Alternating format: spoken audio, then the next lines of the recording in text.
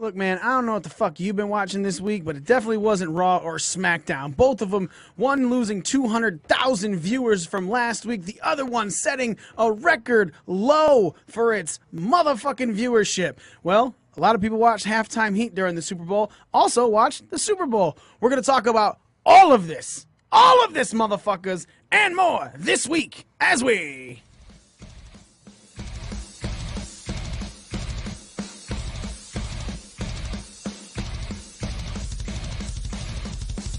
Are you ready?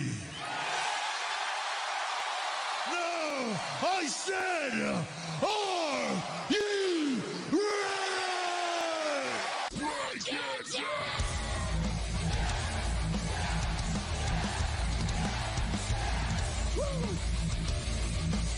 You just made the list! Oh, I knew he was gonna do that. I just knew he was gonna do that. He don't need Janetti. You don't know what hard times are, Daddy. Austin 316 says I just whipped your ass.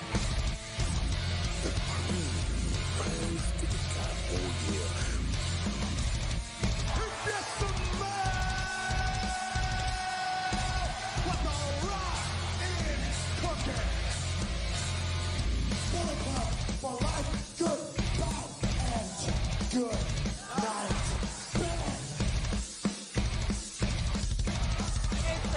They got the answers. I change the questions. Oh, it's true.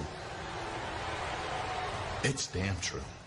It is damn true. You are listening to the most inappropriate pro wrestling show in the motherfucking world. You're listening to Breaking Down the Ring. We are your in crew. Nick the Dick. The king of wrong style, Smitty. Current champ again, is that correct? Yeah. Whole fucking Joe. That's right. That's right. I can always get screwed. That was hilarious. That all of it came back to fuck Smitty and his stupid ass. I'll take it. So, man, there's a little bit to talk about this week from wrestling. And when I say a little bit, I mean really a little bit. Nothing really major happened on Raw or SmackDown enough to keep anyone really awake.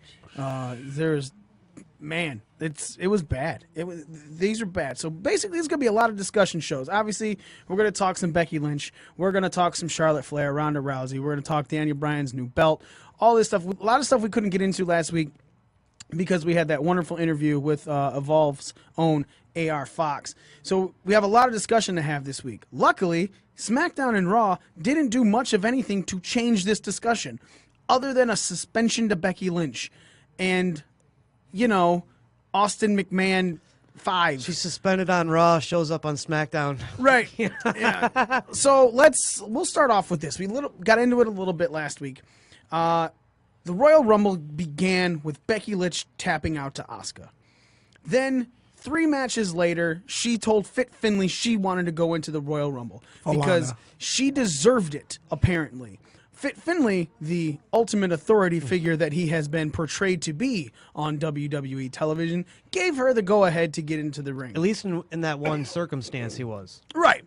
So Becky goes in. She injures her right knee, which then is taped up never for the next coming 2 weeks. As a matter of fact, they brace up the left knee and proceed to put up this story that Becky was injured, and the reason she doesn't want to go to the doctors is because she doesn't want to get screwed out of her WrestleMania match. But Triple H says on SmackDown that maybe she doesn't want to go to the doctor because she's faking the injury, and she will actually be cleared to face Ronda Rousey, and she might not be exactly who she says she is. Joe, you weren't here last week, so I kind of want to start with you. Becky Lynch tapping out, going into the Rumble, and now this whole storyline. Do you feel like her tapping out hurt her? Doesn't matter if she tapped out or not because the fans are still behind her, or what, in your estimation, sir? I think with this product today where basically the curtain's completely pulled back, I don't think it hurts her too much. I think it actually should if kayfabe were more of a part still of the business. But because, I mean, I said it in the chat. Everyone wants to compare her to Stone Cold, right? Like she's the new female version of Stone Cold. Dude, Stone Cold would have never, ever, ever tapped out ever like that ever in the middle of his when he was white hot like that when he was 13. he passed out. Yeah, that's like I eat. Yeah, but even at the same time, but Stone Cold would show up the night after he was suspended on Smack. If he was suspended on Raw, he'd show up on. But I do not. They could have ended that match a million. She could have got pinned. She could have. I think a pin would have been safer. Yeah, dude. She could have passed out like Stone Cold-esque style. There's a million different ways they could have ended that. I just don't understand when you take clearly your hottest talent, your most over talent in the entire company, female or male, and you tap her out at the Royal Rumble and that was the first match, right? Opening match, yep. You tap her out in the first match, a clean fucking tap to like. And I love Asuka, dude, but she is nowhere. She's not even half as over as Becky Lynch right now. They got to kill their momentum. Asuka could have won that match by a pinfall and came out looking great still. Like, I don't think the tap helped Asuka any more than it would have, like, if she would have won by a pinfall. I think it's more of just like I am, like, what the fuck? Like, why the fuck would you make her tap? Why? That's just dumb. It's dumb. Yeah, I'm definitely not arguing that. Someone asked us said, do you think Becky needs to put Ronda over at WrestleMania? No. I mean, no, I don't think either needs to put either over. I think they could write it either way and it would be okay. I don't understand really like the hate that Ronda's been getting from the fans lately. I really don't understand that at all. I get that like Becky's their guy or their man or their girl, whatever. Right. But like the man, dude, what's with the fucking heat that Ronda's getting? Yeah, because of Becky? I just don't get it, man. I really don't. Yeah. I don't understand it at all. She's almost, Smitty, what do you think? Should she put over Ronda or should it be the other way around? At this point, because the fans, it's like kind of like the Daniel Bryan effect. Like Becky is who the fans want. Right. I feel like you got to give the fans what they want at some point. Yeah, I feel like, especially the way Ronda's getting booed. If Ronda Well, won, if Ronda goes over, she's gonna get Roman heat. yeah, if Ronda goes over at Mania, she's gonna get booed, and a lot of the fans are gonna feel like it's a fuck you to them. Yeah. It's like no, she's gonna start getting, like if Ronda goes over, she gets Roman heat. Let's be honest. Yeah, I still don't understand that, but whatever. Nick, what do you think? Well, I kind of agree with Smitty. Going into WrestleMania, I think, they talk about WrestleMania moments. Ronda's had a WrestleMania moment. She had a WrestleMania moment in last year. last year. Her very first match. So Her first match in the company period, her debut. You know what I mean? So to put Becky over, then I think that's the right way to go. Give the fans, like you guys were saying, give the fans what they want. They want to see Becky have that title back, and So you either get a D-Bry WrestleMania 30 pop, or you get a Roman Heat. All right, Smitty, her tap. So same question that originally was asked to Joe about her tapping out. Is this affecting her negatively? Do you think she should have passed out or been pinned instead? I agree with the pass out or pin. The clean submission, it does nothing for Asuka, and when it comes to Becky, it just makes Becky like she's a quitter. So wait, you're saying it doesn't? Both of you said it does nothing for Asuka to tap out obviously the most popular star in the women's division. It does nothing for Asuka to make Becky tap out. Because like, What's it done? What's it done? And I know it's just like a week or whatever after, but what's it done to further her story so far? So far, there is no other story. Exactly. But that doesn't mean. And I kind of understand why they had Becky tap out, because Ronda's a submission wrestler, so it shows that like, okay, vulnerability. Becky can be tapped, Ronda can tap her. Right. I get that, but dude, you just don't do that to your hottest fucking star. I don't. You just don't. I don't I'm sorry, especially if it's a baby face, or even a character baby face, Anti-hero. like what Becky Lynch is, whatever you want to call it. You just don't do that. You got to keep. At some point, dude, you got to keep these people looking strong, man. The clean tap does make Becky look a little bit weaker than she should be, as white hot as she is as a baby face. Well, she's an anti-hero baby face, like they try to build her like Austin. Because when I was younger and I was like a complete Stone Cold Mark, dude, if he would have done that like in his run, like before he turned heel at Mania in his second match against The Rock, if he'd have done that like somewhere like right when he was at his hottest point, and like when I was the biggest fan of him, dude, I would have been butthurt, man. I would have been like, it would have tainted my image of him. You know, it would have like kind of like degraded his legacy with me in my mind a little bit if he'd have done that. And I feel like if Becky is as over with some of the fans as like how Stone Cold was over with me when I was young, then how could that not bring her down a notch in their eyes? Like, it weakens her. Like, if you're trying to buy into the, you know, the man kayfabe, gimmick. if you're trying to buy into this shit and suspend your disbelief and believe that she's the badass, well, badasses don't tap out. Period. And the whole thing, the man When is, gimmick you is know, still just John still picking Cena's like momentum. never fucking tapped out. Yes, he did. He tapped Kurt Angle, and he's When he first started, yes. Who else did he tap? I think No, he's tapped out other times. he tapped out other times. maybe just as of late when he's been putting guys over. but No, earlier when he was still a Dr. Thugonomics, he's tapped a couple that was times. before he was like the face of the company. Did he tap out during his face of the company run? Okay, but hold on. So are you saying you can't be saying that Becky's the face of the women's division? For sure. What? Hell no, sorry. No, man, come on. Ronda's still. She's the most over thing in the women's She may be To division. the the most fans over- of the WWE, yes, I will 100% agree with you that she is the most So over. you're saying that I'm Stone saying- Cold wasn't the face when he was like I'm saying during his Stone run? Cold also got national media attention. Becky hasn't. Charlotte has. Ronda has. Becky is known for the WWE fans. So if she's not getting the national media attention, she's not the face. She should be. I mean, Ronda and, came and with WrestleMania, national but- attention beforehand. Okay. What national attention does Charlotte really have? Charlotte's walking Media Row Super Bowl Sunday. Yep, and she's also. You're not seeing fucking. You didn't see Becky do that. I don't know. She's pay featured. attention to Right, football. Charlotte's featured in Sports Illustrated and ESPN magazines and stuff like that. Yeah. You know what? Becky will get to that point if she goes And- over Ronda at WrestleMania. Agreed, and her going over Ronda at Yep. WrestleMania will makes definitely sense. put her into that era and put her into that. But as it stands right now, Becky's still being built as the face of the national face of the Then why women's would you division. want to tap her out? I'm That's not even more arguing reason this. to not I am tap- not arguing not this. tap her. I agree that her tapping out was the dumbest thing that the WWE did for Royal Rumble. Yeah, basically. They Oh, tap, no. They tap Finn too. They tap Finn too. But look, I agree that tapping Finn was bad, but it's nowhere near as bad as tapping. If you're not trying to push Finn to the moon, but you are trying to push Becky to the moon, the fucking main event of WrestleMania, Dude, those are the that's two, why it's worse. Those are the top male and female hardest pushes going into the Rumble, and they tapped them both. I'm not arguing. That's like insane to me. That's just like literally insane. But tapping Becky is worse than tapping Finn. They're both bad. I agree. I agree. But if we're They're both really bad, honestly. I think.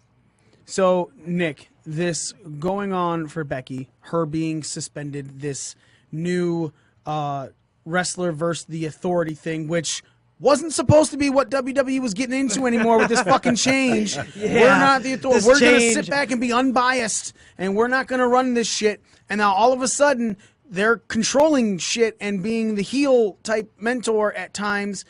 It feels like everything's going right back to the opposite of what they promised. Is this good for Becky Lynch to get into a storyline where Triple H and Stephanie are kind of not fully against her, but playing? Look, you have to go to the doctor. We're not saying use Triple H definitely went more heel Oh, for SmackDown, sure. but but Stephanie was just all medical with it.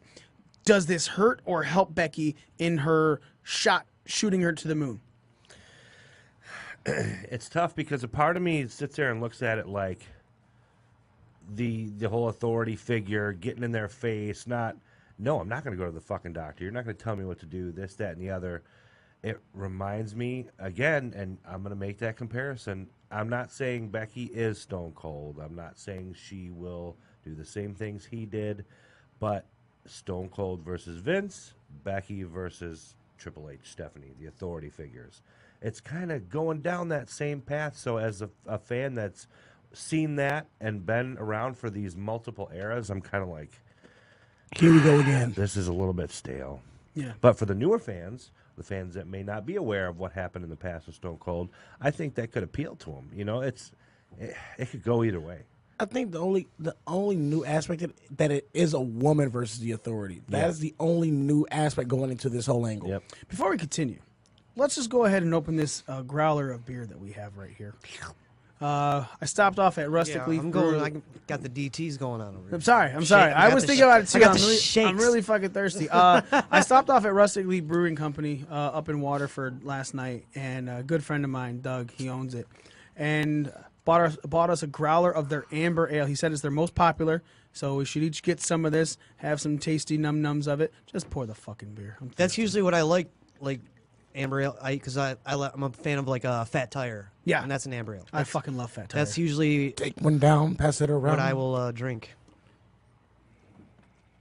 Got it. Thanks, friend. You welcome. Smitty doesn't know how to pour beer. Oh my god, this smells really good. I know. The first thing when I popped it open, it was like, oh, the first thing that hit my nose. I don't know how. I've never had to pour out of a growler, so I can't really tell you. It's all right. You suck. It's fine.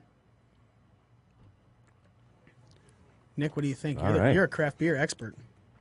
I like it. Yeah? It's solid. A little malty. Yeah. Got like a little And I'm a seasoned, earthy feel to it. Nice. and I'm a seasoned drinking enthusiast. Right. Rustic Leaf. Yeah. Rustic Leaf Brewing Company. You guys can follow them on Instagram if you so feel. Delicious. Very clever logo on this growler. You've got the leaf kind of in the shape of the mitten. You know? Yes, sir. I'm liking that. Yeah. Slide it in the center so everybody can fucking see it. Right in front of a mic there. You can even put it past the whatchamacallit, the hand sanitizer. Push it forward. Yeah, there you go. Beautiful. So yeah, all right. So Becky's in a fight with Stephanie McMahon and Triple H. She has physically hit both of them. Stephanie definitely much more of a physical altercation on Monday, but Triple H more of the verbal destruction of her, calling her a coward, saying she was afraid. You know, definite heat put over He face. dug into her hard. Yeah. He was definitely trying to play the heel. He took a dig at the crowd too, you know. Right. I said this doesn't concern Just me. like you do, just like I told Charlotte, this doesn't concern you. Shut your mouth. Yeah. So, Joe, I'm personally at the point, Nick was definitely in the middle. He's like, he sees how the younger fan could see it, understands that. Where are you at with this? Like, is it just you're fucking done with this? We've seen this all before. It's not just Stone Cold. They've done this with every. It's all Oh, yeah. been done. They've done this with every top. They've done this with like Cena, Daniel Reigns, Bryan. and Daniel Bryan. But Bryan was the last time this angle was actually over, though. But here's the thing, though. It's not that the angle was over. It was. That's because with Daniel Bryan, it was like real. I mean, they really didn't want that. That was 100%. Yeah. And I think even Becky, even in that promo with Steph, she kind of threw some of that Daniel Bryan kind of thing in there, like this. I'm the monkey. I was never part of your plan. I'm the monkey wrench. I really don't think they held Becky back the way Daniel Bryan was held back. Oh, I agree with that 100%. I will also say that Daniel Bryan became a monkey wrench because of the fans. Becky Lynch has become a monkey wrench because of WWE's accidental fuck up. You know, and yes, What do you mean? so the the 8 Nia second loss thing, for or- the 8 second loss for Daniel Bryan is when the fans were like, "No, we don't want him gone." Yeah. Right. So that definitely started That, propelling. dude, I watched it. Right. I was I was mad. That made me pissed. fucking mad. So Becky Lynch. I didn't watch WrestleMania that year, actually. I turned it off. Becky Lynch then became this heel character in things that she was doing. But it was because the fans at the same time were like, no, she's due. She should be the one that you're pushing. Yeah, the fans wouldn't let her turn heel. Right. And Daniel Bryan, like, it's the same thing. They try to turn him heel. They try to put him in different things. And the fans, at least this time, right off the bat, WWE kind of recognized it way faster than Daniel Bryan. Because with Daniel Bryan, he was in Team Hell No. He was doing tag team stuff. And it took a long time for him to get up to, I should be the fucking main event of WrestleMania 30. Right? Yeah, I mean, because he was fucking over Right. for a long This- time before that. This is TLC. Before TLC. TLC. Yeah, SummerSlam was SummerSlam. Was when she turned on Charlotte. no Survivor Series was so it was Survivor Series was Best of the SummerSlam. Night. SummerSlam she lost the belt. It was the triple threat: Carmella, Charlotte, and Becky. Becky didn't win the belt. Charlotte won the belt, and then post that. So WWE then gave her that title a month later. Took it away from her. Made sense to take it away from her because it's always better for your babyface to chase. And they are propelling her into the main event of WrestleMania. They're doing the opposite of what they did with Daniel Bryan. They're like, nope, fuck you. We're going to keep going this route. And they were eventually forced to I mean, when you boo Rey Mysterio out of the fucking building for coming in at number 30 in the Royal... Rey Mysterio, Ultimate, I can't get any fucking Worldwide, heat. say He got worldwide. fucking heat. Babiest of baby faces ever. Right, You around know? the fucking world, no matter where he goes. The whitest white meat baby face of all time. You know, like, So you got him booed out of the building at Royal Rumble, and that's when they were like, all right, maybe we got to do something here. And then Occupy Raw, so on and so forth. But WWE fought the fans. This time, at least for this instant. how come they still fought the fans with Roman Reigns? Well, we're not talking that right now. know, it's So just- but this it's- instance with WWE, they realized that the fans were jumping on Becky's bandwagon, and slowly but surely have been putting Becky in this white hot spotlight.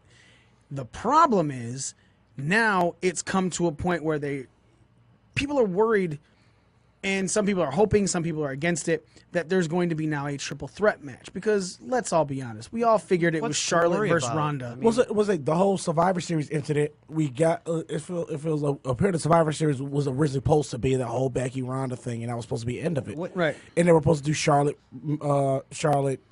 Ronda for Mania. I don't even really see that as being an issue.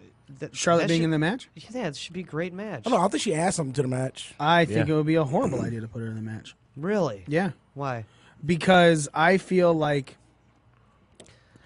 Becky has serious beef with both of them. I mean, not arguing that. Why not let her get her come And up so does on Ronda. both of them on the biggest stage of it all? you got of 2 them all? months. You got 2 months to build this. Why can't she get comeuppance on Charlotte on the way to getting over on Ronda?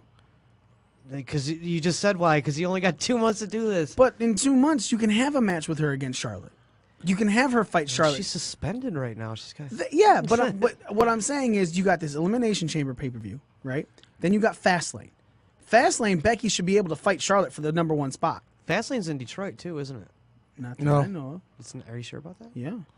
If it is, let's all find us. Let's get some Smitty, tickets. you do some Googling. That's what I'm doing. Well, that would be a great road to WrestleMania for Becky to help get her even more over. Right. Oh, you know? know what? I think there's a live event. It's a live event. Yeah, It's a live in event. March. That's It was March right after 9th. NXT. So anyway, Becky does. I feel like if you put Charlotte in this match, right, you are. I'm not saying it'd be a bad match. I'm not.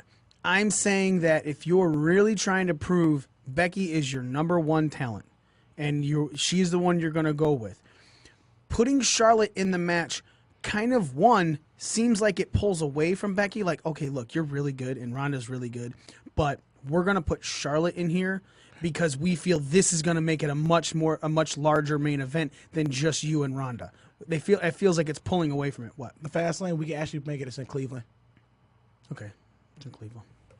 Are we going to Cleveland for Fastlane? No, I'm not. maybe. We'll figure it out. I probably Anyway, so- wouldn't even go to Detroit for fast.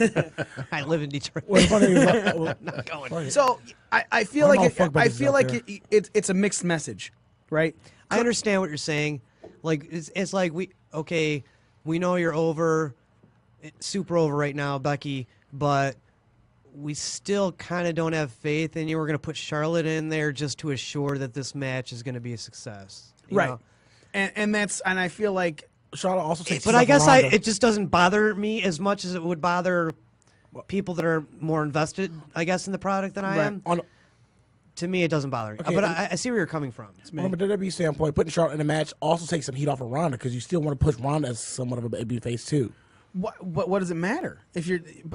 How are you pushing? I see what he's saying because the way Ronda's getting booed Ron- right now. whenever it Becky could, comes it could up- take some Roman-esque type, crowd true heat It would away take from Ronda. cancer to get her cheered over Becky. It would just take some heat off of her. It was like Charlotte in the match takes heat off of Ronda. That's one thing that they probably do want. They don't want these fans like taking a Roman turn on Charlotte. I don't want that. I don't Ronda. get that. I personally think that if Becky goes over Ronda in the match and then shakes Ronda's hand, that fixes that. That fixes any of because then Becky's just like all of a sudden Charlotte was cheered out of the fucking building when Becky gave her the hug, right? It was the Becky rub because to the fans, Becky's your number 1. So if you give Ronda the handshake or something like she appreciates the match, that negates all that. But I want a Becky rub. right? But the fucking match come with a tug? itself. Think about WrestleMania 18, right? Think about WrestleMania 18, Rock versus Hogan. I was there. There was a double turn in that match. Unplanned. Unplanned. The fans booing Rock out of the building, cheering for Hogan. And Hogan like started doing crazy. all the old stuff. So yeah. then what they did mid-ring, that match was done on the fly. There's no way. There's no way by you knew two that was happening. absolute professionals, Right. That both did. They both just went with it. Exactly, and the crowd itself was that hot and that hype, for that match. I know I was there. You could literally feel the electricity in the building. It's crazy. No pun intended. So if you're No pun intended. I'm dead serious. if you're then taking, putting another person in the match with this to make it a triple threat, I feel like it's one, you're dividing the crowd further, because then Ronda is going to get some cheers, and you're not going to get the true adulation for Becky. It's not at the same time. No, Charlotte takes all the heat at that What point. are you talking about? Charlotte can't ever take all the fucking heat. Charlotte gets slightly cheered now too. I'm saying you go one-on-one, Ronda and Becky. That crowd is 100% divisible. 100%. They are gonna boo Ronda. They are gonna cheer Becky. They kind of got like a Rock Austin problem right now, in the which isn't really even a problem in the women's division. They got Right. some major fucking stars. You know, you got Ronda, Charlotte, and Becky.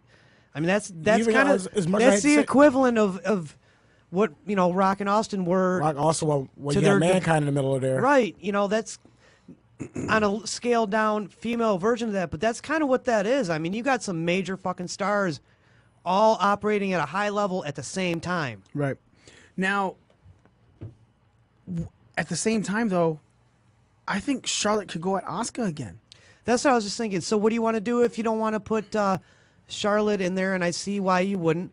So what do? You put Charlotte with versus Asuka. Yeah. That's obviously the Charlotte natural. Asuka too. It was such a Yeah, great the match. rematch. And There you Asuka go. goes over. I got no problem. I got no problem with Charlotte's that Teflon either. right now, dude. Yeah. Charlotte putting Asuka over even more. That's solidifying that title as well. Yeah, even dude, further. like her dad, dude. Rick could lose all the time, dude. Yeah. He's still the Fucking man, Teflon, You know, yeah. Thanks, but- So that's my thought process: is you don't want to take. I away got from no this problems match. with that. See that, but like you if said, they you booked got- it that way, you said that's also- fine. Absolutely fine with me. You also got 2 months on SmackDown to build another heel in that female division on SmackDown. Vega could be Vega could be a solid heel. I think Vega's just kind of a put people over person, unfortunately, as much as I like her. I was like, you got enough time to build. I mean, her. she's super small even for a girl. That's so stupid. Why, Smitty? You want me to tell you why that's stupid? How much do you hate the fodder that people feed to Brock Lesnar? How much do you hate when you put someone into a match that you just know they're gonna fucking lose? If you're building Vega as a heel and then you're killing her like that, it's no different than how we feel about Finn right now. Did anyone care about Finn and Bobby Lashley on Raw? Nope. No. It's No. because. But did you care about Finn the week before Royal Rumble? Did you like the way their build was going? I like the build was going, but I also knew it was fodder at that point. I know you thought Finn had a chance, but I'm with Smitty. I was like, this is just Yeah, you two are the Yeah. only he's ones. just that- fodder. You He's are the only two that meat for pick the Brock. fucking grinder. Okay, Nick, the build for Finn. How did you feel about it before Rumble? At one point I had a really good thought in my head, like, man, maybe he is gonna fucking beat him. Mm-hmm. I don't know. I can't pinpoint a single moment that made me start thinking that way. Because at first, definitely, I was like, fuck, man, do I want Finn to win this? But there's no fucking way he's Yeah. gonna win this. And yeah, that week before that go home show, I was like, I never at got a one shot. second. I never at one second believed he was going to win ever. Not during Which the is match. fine. Not before. Not ever. Not during the match. No. Now, I believed it was going to be the same thing. Like, How long was that match? It was 8 minutes. 8 minutes. 8 minutes. It was the So shortest match did you I've believe Daniel Bryan was going to beat Brock Lesnar at Survivor Series? No, but I was much. So see, hold on. Your opinion though is incredibly fucking jaded. Yeah, it is. So that's different. I'm jaded by this whole company. So my thing was, I figured he was like, it was gonna be a face version of that Daniel Bryan match, but it was when I saw it with a Finn. I always figured that Brock was gonna go over Daniel. but it would have been Finn been playing more of a face of what you thought Bryan would have been if he was still a face at that point.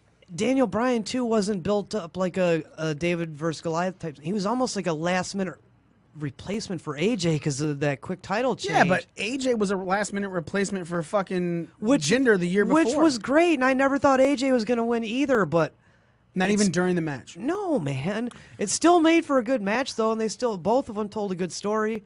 And even Finn with going after the diverticulitis injury was still That was probably the smartest thing anybody's done. still in Lesnar. a relatively good story, but it still hurt Finn, and I still never believe he's going to win.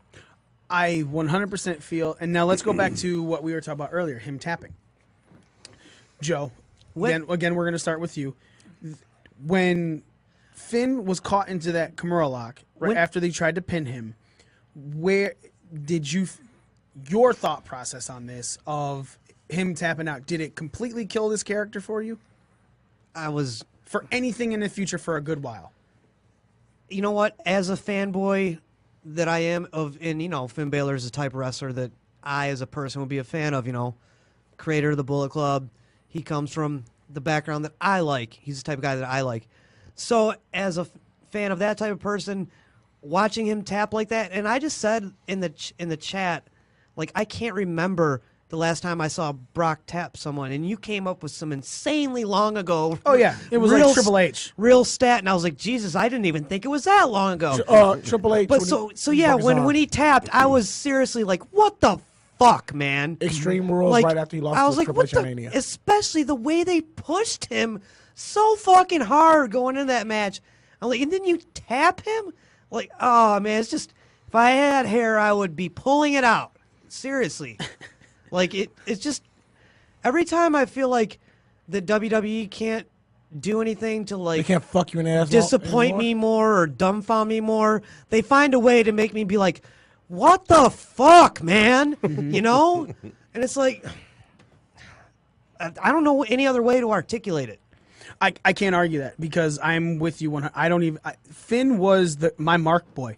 That was the one I marked out for every fucking Raw. Fucking found the Bullet Club, dude. Every time I was like, man, I feel he needs to be back in this title picture, or at least need to put like a mid-card title on him. And then you pull him out of a mid-card race because he was already doing stuff with Seth Rollins and Bobby Lashley and Dean all of them Ambrose. in the fucking in the mid-card mix. And I was like, look, that's fine. I get it. It's a big boys territory.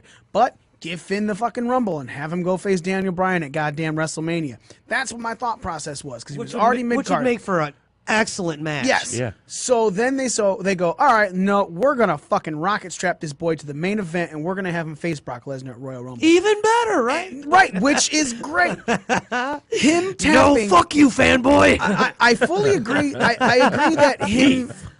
I agree that him tapping to Brock Lesnar hurt his character more than Becky tapping hurt her character to the fans. But I don't feel that it was a worse tap because you're still not pushing him anymore. So Yeah, because let's look at the 2 weeks following the Rumble. Beef. He got his ass fucking handed to him, or the 2 weeks straight. two Raws the following, I should Monday say. following Yeah. Rumble. And The this- 2 Raws, and not this 2 week. weeks. He got his ass fucking handed to him by Bobby Lashley the night after, which I don't know what the fuck that did. I mean, I know what it did for Lashley. It gave him his heat back. Yeah. What it did for Finn, I don't know, except make him look even more weak. And to put him right in that title And then race. the next Raw, he's supposed to fight Lashley, but instead Lashley has him fight Leo Rush. And he beats the hell out of him right before the Leo It- Rush it- match starts. Right, but then and it was a great match. Don't get me wrong, but Leo Rush, who's He like can work. 130 pounds, is taking like over half that match from Finn Balor, who just wrestled the Beast, and now he's like getting his ass kicked by someone who's even smaller than the Beast and Finn. You know what I'm saying? Like, I don't see how any of this is helping Finn Balor at all. Okay, the only thing I can give you on that one is Finn's injured as fuck. He's, you know what I'm saying? So I no, understand it that, doesn't but matter. still. Well, dude, if you go, let me ask you a question. All right, who do you think could kick your ass? Just name somebody. Probably anyone on that goddamn roster. All I'm right, no so athlete. let's say Finn Balor. All right. Well, I mean, I'm kind of an athlete, but not to their level. Okay, but okay, so let's say you were at Leo Rush's level, right? You're about the same height, so we're gonna go with that. You go to face Finn Balor, who's badly beaten up already. Don't you think you already have an advantage by going at? Like, it's the same reason why Finn went after Brock's stomach issues, because you know there was an injury. If somebody goes, Which was the bright point of a shitty fucking match and ending. Yeah, to me. but so they're playing into the fact that Finn was injured. That's a chronic disease too, so it's something that can always be attacked. Okay. Again, it doesn't matter, Smitty. We're not talking about that. You give somebody an Achilles heel, right? So someone fucking attacks it, and that automatically gives you an advantage if you're going after that something freshly injured. Okay, fine. So it's somewhat logical that Leo Rush took as much as that match as he did. But it's still, how is any of this helping Finn Balor? I feel like it's leading up to, we had this discussion, I think, on last week's show, another consolation prize. Because Like you Truth? had, it's just delayed. So, like, you know, Finn's going to get his retribution after, you know, he kicked Brock Lesnar's ass for a good chunk of that match. He really did. He took it to him. And then he's going to get his ass kicked a couple weeks in a row. He's injured, whatever. But now he's earning that IC title shot against Lashley, maybe at Elimination Chamber, Fastlane, whatever. I think he's got a shot at taking that title. And then they're like, okay, well, now you feel better? Okay, you didn't. We strapped that rocket on you. We still gave you something. Yeah. The delayed consolation. Oh, you tapped a Brock, but here's the IC belt. So if he, like R2 with the U.S. title? So if he takes the IC title, all right, let's go with this. Let's say he takes the IC title. Does it redeem him as a wrestler to you after him tapping out to Brock killed it? Start Smitty. It just puts him at like this. I look at it as like, we still think you're good, but you're not that good. This is like Nick said, it's a consolation prize at this point. And I never want to look at the IC belt as a consolation prize. Well, Finn's obviously a workhorse on that roster, right? Yeah. Because that's what the IC The title has always been. originally is the workhorse There's a title. reason he had the most wins of any superstar in 2018. You know, he had some of the most He matches. probably wrestled more. Yeah. But again, wrestled a lot. I don't know if he Which had the means most which matches. Plays but- your point is he's the workhorse. Seth Rollins had the most matches last year. Okay, so then Seth Rollins is now going for the Universal Championship. Finn Balor, close in matches, but definitely had the winningest wrestler of 2018 in the WWE. So him getting that title, while yes, I feel I can see everyone's consolation prize, but I don't feel like him getting that title makes the IC belt a consolation belt. They're still putting it on somebody who busts his ass for that company. I can say it's his validation for everything he did the year prior. Right. The problem is you killed him at the Royal Rumble. That's why it looks like a consolation. The Okay, so problem Joe, what do you- is, you know, we all want to suspend our disbelief, but we also know that, you know, it's a work. And the problem is, if they were to do it that way and put the belt on him the way that you just described, it's basically, it is kind of a consolation. It's basically the company saying, like, look, we like you. We think you're good. You're not gold medal You're not material. great. You're not the guy. You know, here's Here's the a silver IC, medal. but you're not the guy. You're just not. Okay, but is that how you felt about Kurt Hennig? No, I didn't. I felt like Kurt Hennig got screwed, and a lot of guys back in that era got screwed. Okay, so Guys we're like But gonna. who's the Hulk Hogan but- right now, oh, man? Hold on. Because So it ain't fucking Brock Lesnar. It was Hogan and Michaels at that point. listen, Balor takes this belt, right? It's similar to just like them giving it the IC run for fucking Mr. Perfect. I guess I want to negate that. Piper. No, But so in the- I want to negate that. Or because Roddy Piper, I say more guys Piper like because that. don't forget when they all like WWE likes to push the fact that Finn Balor was the inaugural Universal Champion. You like to push like WWE announcers push that every time he's on camera or in the ring. Because right now it's his only claim to fame in WWE. Yeah, he's really never gotten true redemption, rematch, Yes, he has. No, he was father of fucking Reigns. It doesn't matter. The dude had 2 fucking Universal title matches after he lost that one. A third now. But in matches you knew he was going to It lose. doesn't matter. You can't say he didn't get his fucking rematch. Did you really think He had got a- his rematch. He got his rematch. If he had another match for the Universal Championship, definitely more than once he had it, he got a rematch. Now, he didn't get fucked out in that rematch. He lost both times. He fucking tapped and he was pinned. He got a rematch.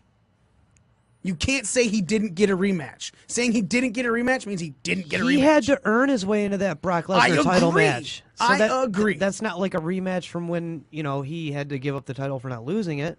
But no, actually he did. He didn't earn his fucking way into the Roman Reigns match. Roman won that fucking belt and walked out on Raw the next day. Walked out of Raw the next day. You're right. And said, because this man has never gotten a true rematch, he can face me. If you're saying that he just needed to be handed to him, he got it handed to him, and he worked his ass way up for it. The company has never came back in a storyline and said, hey, look, we owe you a rematch because you never officially lost the title. Oh, we owe you a legit run. So Roman Reigns felt bad for him because the company didn't do that and gave him a shot. Okay. And then he earned his way into the Brock Lesnar match. But Roman Reigns is the poster boy for the company. So them come on now. You're grasping it. Okay, actually, I'm not grasping the straws because the bottom line is if Roman coming out and saying you have a rematch is the same fucking thing. He didn't say that. He said, I'm giving you're the first one that gets a shot. Okay, and then he beat him that fucking night. That's not like he's saying, this is for your rematch for your shoulder injury. But he's saying, had a fucking rematch. Finn, I'm a face, and you're a face, and you're over, and I'm over, and the fans would love if I gave you a shot right now. That's what this is. But he didn't deserve it? Of course he did. So he got it, and now we're saying he didn't. But it's not for that reason from the fucking company. I feel like you just want to be mad and say he didn't get a rematch, even though he's now had 2 matches for that Universal title. He's Maybe had 3. matches for the title, but they weren't from that fucking night, from having to relinquish the title. Do you understand what I'm saying here? Roman just giving him a match. That's the company saying, like, let's just get this out the way so fans stop get off our backs. But it got it out of the way. You're telling me if they're saying... Do you understand what I'm saying, Smitty? I understand what you're saying more than Mikey is at this point. No, I get what you're saying. You're saying, oh, it's Roman. It's not really for this match. But yes, it was. Did you not? The promo that Roman said was the man's never had another shot at it since having to give it up. So, but if that's why I'm giving him the first shot. Someone else, if a heel was the champion at that time, a heel didn't have to give him that shot. The shot would have never came. It never came from the company. In that case, okay, what happened? How does nothing come from the company in the company? Okay, how about this? If that's the case, we're going to go... If the title holder is issuing an open challenge or whatever, he can pick his opponent. That's not like the company's booking the match, or it's not like, I'm saying this is real or whatever. It's not like the company came to fucking Finn and was like, hey, man, we know that, like, you did nothing to lose this title, completely out of your hands. You had to relinquish it due to injury. Now you're back. You're medically cleared. Here's your fucking title shot. That never happened. I.e. Daniel Bryan when he had to relinquish both the WWE Championship and the IC Championship. I'll agree that Daniel's never gotten another shot at it. It's just like randomly. a thing it's almost like a continuity thing, you know? But Roman said that in the promo before he gave him the shot. But you're not following. I am following you. But Roman is saying that on his own, not through the company. Roman is saying that as a title holder because as a title holder, he's got some stroke and some power, and he. So you're saying because it was Roman and not general manager Kurt Angle at the time, whatever the management was, it was Kurt Angle. Whoever, it doesn't matter. But so you're saying because it wasn't Kurt Angle that said it, it didn't come from the company? Basically, yeah. I feel that's the stupidest fucking thing I've ever heard in my life. That's a little much, but in regards to that, like it's like the most ridiculous. I don't think you listen to Drunk Me. What? I said that means he probably does not listen to Drunk Me. No, I definitely don't listen to Drunk Me. Yeah, because I feel like there's a lot more stupid shit than that. But that's you're saying I was grasping at straws. I feel like that's the major grasp at straw I've ever heard. It's not even like it bothers me that much. I'm just saying he never really got a true fucking rematch for fucking losing the fucking title that he never really lost. That's all I'm saying. His rematch was him being fodder to Reigns. Yeah, that's all. It doesn't even. It's not like I'm fucking losing sleep over this shit. I really don't even fucking care. I'm just saying it doesn't make the most. It doesn't make sense. Like he never really truly got the true rematch. All right, it's like. Well, it's almost kind of like when WWE does something. I'm gonna really pour fucking some of your stupid. friend's delicious growler. It's like when they do something really stupid. Beautiful biscuity malt flavor into my red Solo cup. Maybe it'll flaky biscuits or more home style. Flaky for Flaky, sure. okay. I want some flake. You know, Kill some more brain cells on top of the already most stupidest thing you've ever heard in your life that I just said. Which I think still is a little stretch. Well, no. Either way. That's more grabbing at straws than anything in this conversation. Because I went back and listened to our shows. Some of the drunk shit I Jesse said. says He's talking they about taste himself. like Cheddar Bay biscuits. Like Red Lobster biscuits? Yeah. Those are delicious. I love fucking Red Lobster Nigga, the biscuits. fam ain't even eating cheddar biscuits, granddad. Oh my God, yes. Give me more. Can I have some? Please, sir. May I have some more? Some more what? Okay. All right, let's just Moving fucking on. move on Moving here. But back to the original question. And you know what? Let's have not just Finn Balor as part of it. Let's also put the Revival in this. The Revival on Monday won a Another four-corner title shot. elimination match to get another title Which shot. was actually a good match. Agreed, at the Raw The Tag best Team match on Raw. Championship. Yeah. Okay, so they won that. At the same time, all of us look at the Revival and go, yeah, whatever. They're You don't care at this point. right. So You're- Revival, You're just not invested anymore. Finn Balor becoming an IC title holder at say Elimination Chamber, and maybe next week. Did they announce it's next week? The Revival's having this Raw Tag Title match. I don't think they announced They it. not announced it. I don't think they announced Okay, it yet. so It'll let's probably be let's just pre-show let's just say Elimination Chamber. Elimination Chamber. Right, then, yeah. Right. Pre-show. You're so- probably right about that. Okay. Elimination Chamber, Balor, and the Revival both take the titles that they're fighting for. Right. No, I don't think Do Balor you takes it. I think Balor will take it till fast. shut up? Listen to my question.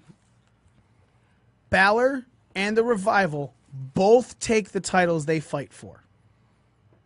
Does that make you believe in them again as wrestlers in this company as they have stock again?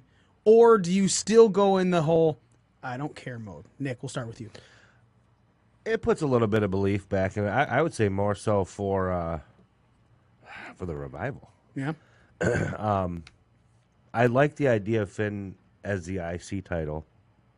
There's a title holder. I've gotten behind the Revival a lot in the last few months. I mean, they haven't had a ton of great matches, but I've learned to really appreciate what they're doing in the ring. They're great wrestlers. They're mighty brainbusters. Their teamwork is awesome. It's old school. They have that old school vibe about them. I think they'd make great champions. I'm just being honest. Yeah. You know, Finn Balor, I'd be happy to see him hold the title. I think, and this may be a stretch, I think it'd be interesting to see Finn take the IC title, go with it to SummerSlam, and challenge Seth in a classic rematch from a couple years ago. Seth versus Finn at SummerSlam for the Universal. They're going to do it again if Seth beats Brock, and put title on the line versus IC title versus Universal So title. one of them can be a double champion? Yeah. All right. Smitty, your thoughts on, does it put stock back into the team and Finn if they win respective belts at Elimination Chamber? If they win respective belts at Elimination Chamber, the Revival, it's kind of a 50-50 on them, because what do you do with them as champions? Do you actually build them as really good champions, because you've already built them as shit fodder, pretty much? They have decent matches, but you don't really do anything. Let me ask you a question. What do you mean by fodder? Fodder for who? Who's They've the father? pretty much been the pure fodder for the current champions right now. With screwy finishes and all that shit that goes in between, they've been hokey. They've been hokey as Dean Ambrose booking. Okay. Do you know what fodder means? They don't care about you at this point. You're just there. Okay. So all right. fill So in the yeah. So spot. you think that no one cares? So do you think then if they win that they're no longer there's some stretch to them being there now?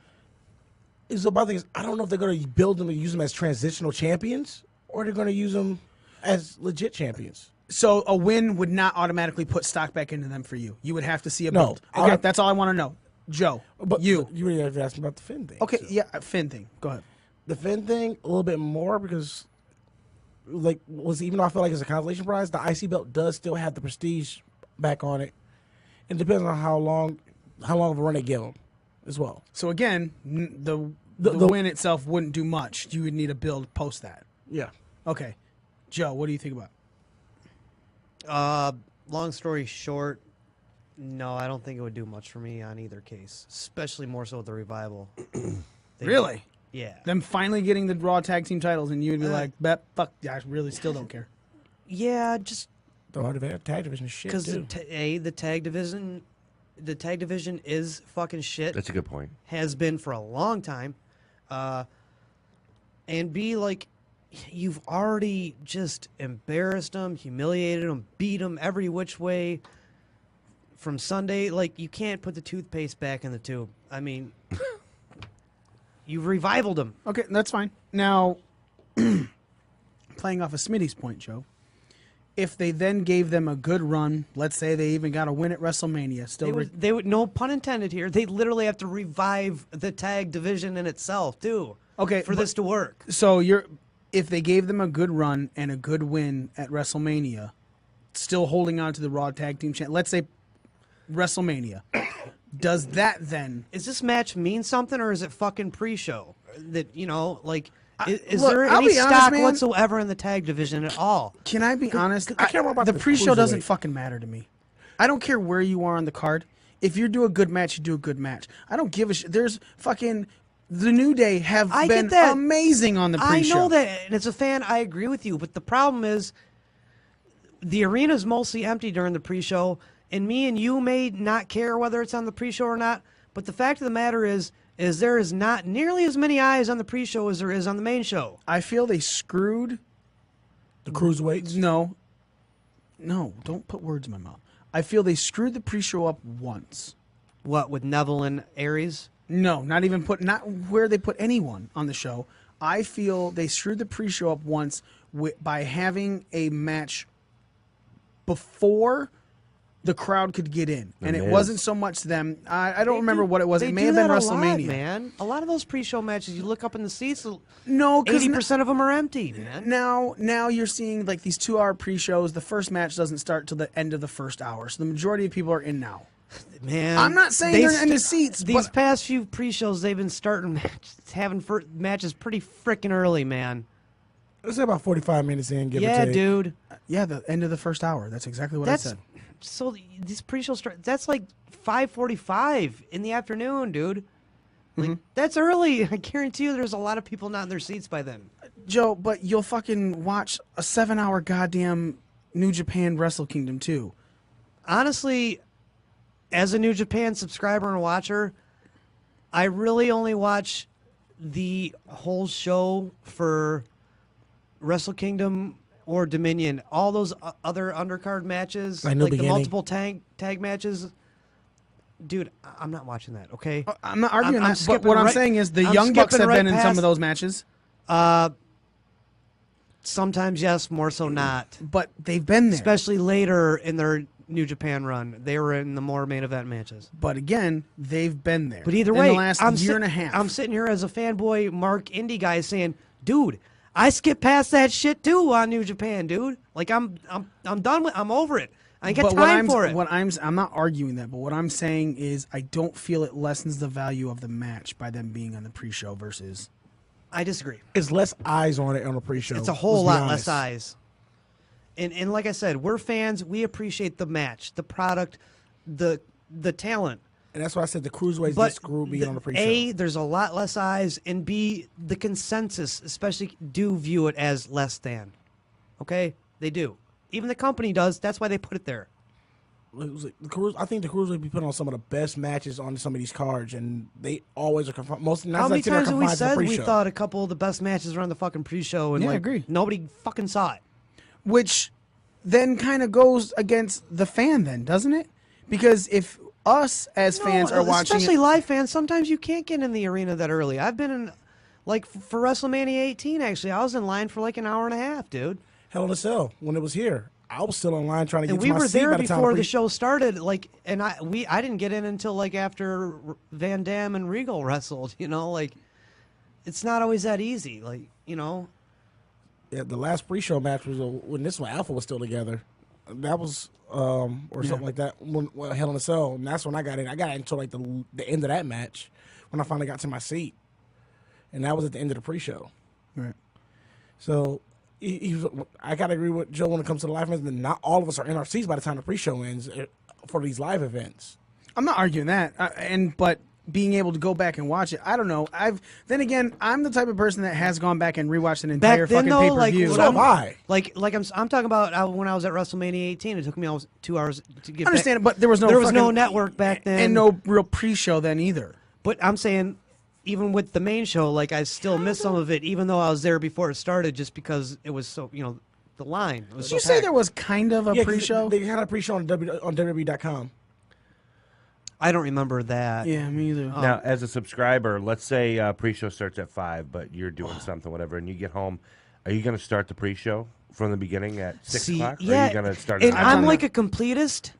Yeah. I would. Yeah, And I would and too. I'm Yep. like fast forwarding through the panel shit, trying Yeah. to catch all the Yeah. interviews and Sure. all the matches. Yeah. Fast forward to the panel, interview, match. Like Yeah. I'm trying to because like I'm like OCD like that. I Yeah. feel like if I miss it, then I'm like it's gonna bother me. No, I agree with you. That's how I am as a And so that subscriber makes it too. hard. That No, I'm makes a drunk. I played a drinking game with the panel. it makes it difficult, when you have that mentality and you do want to see everything, and you're like, "Fuck, man, you guys are making a lot of work for me,"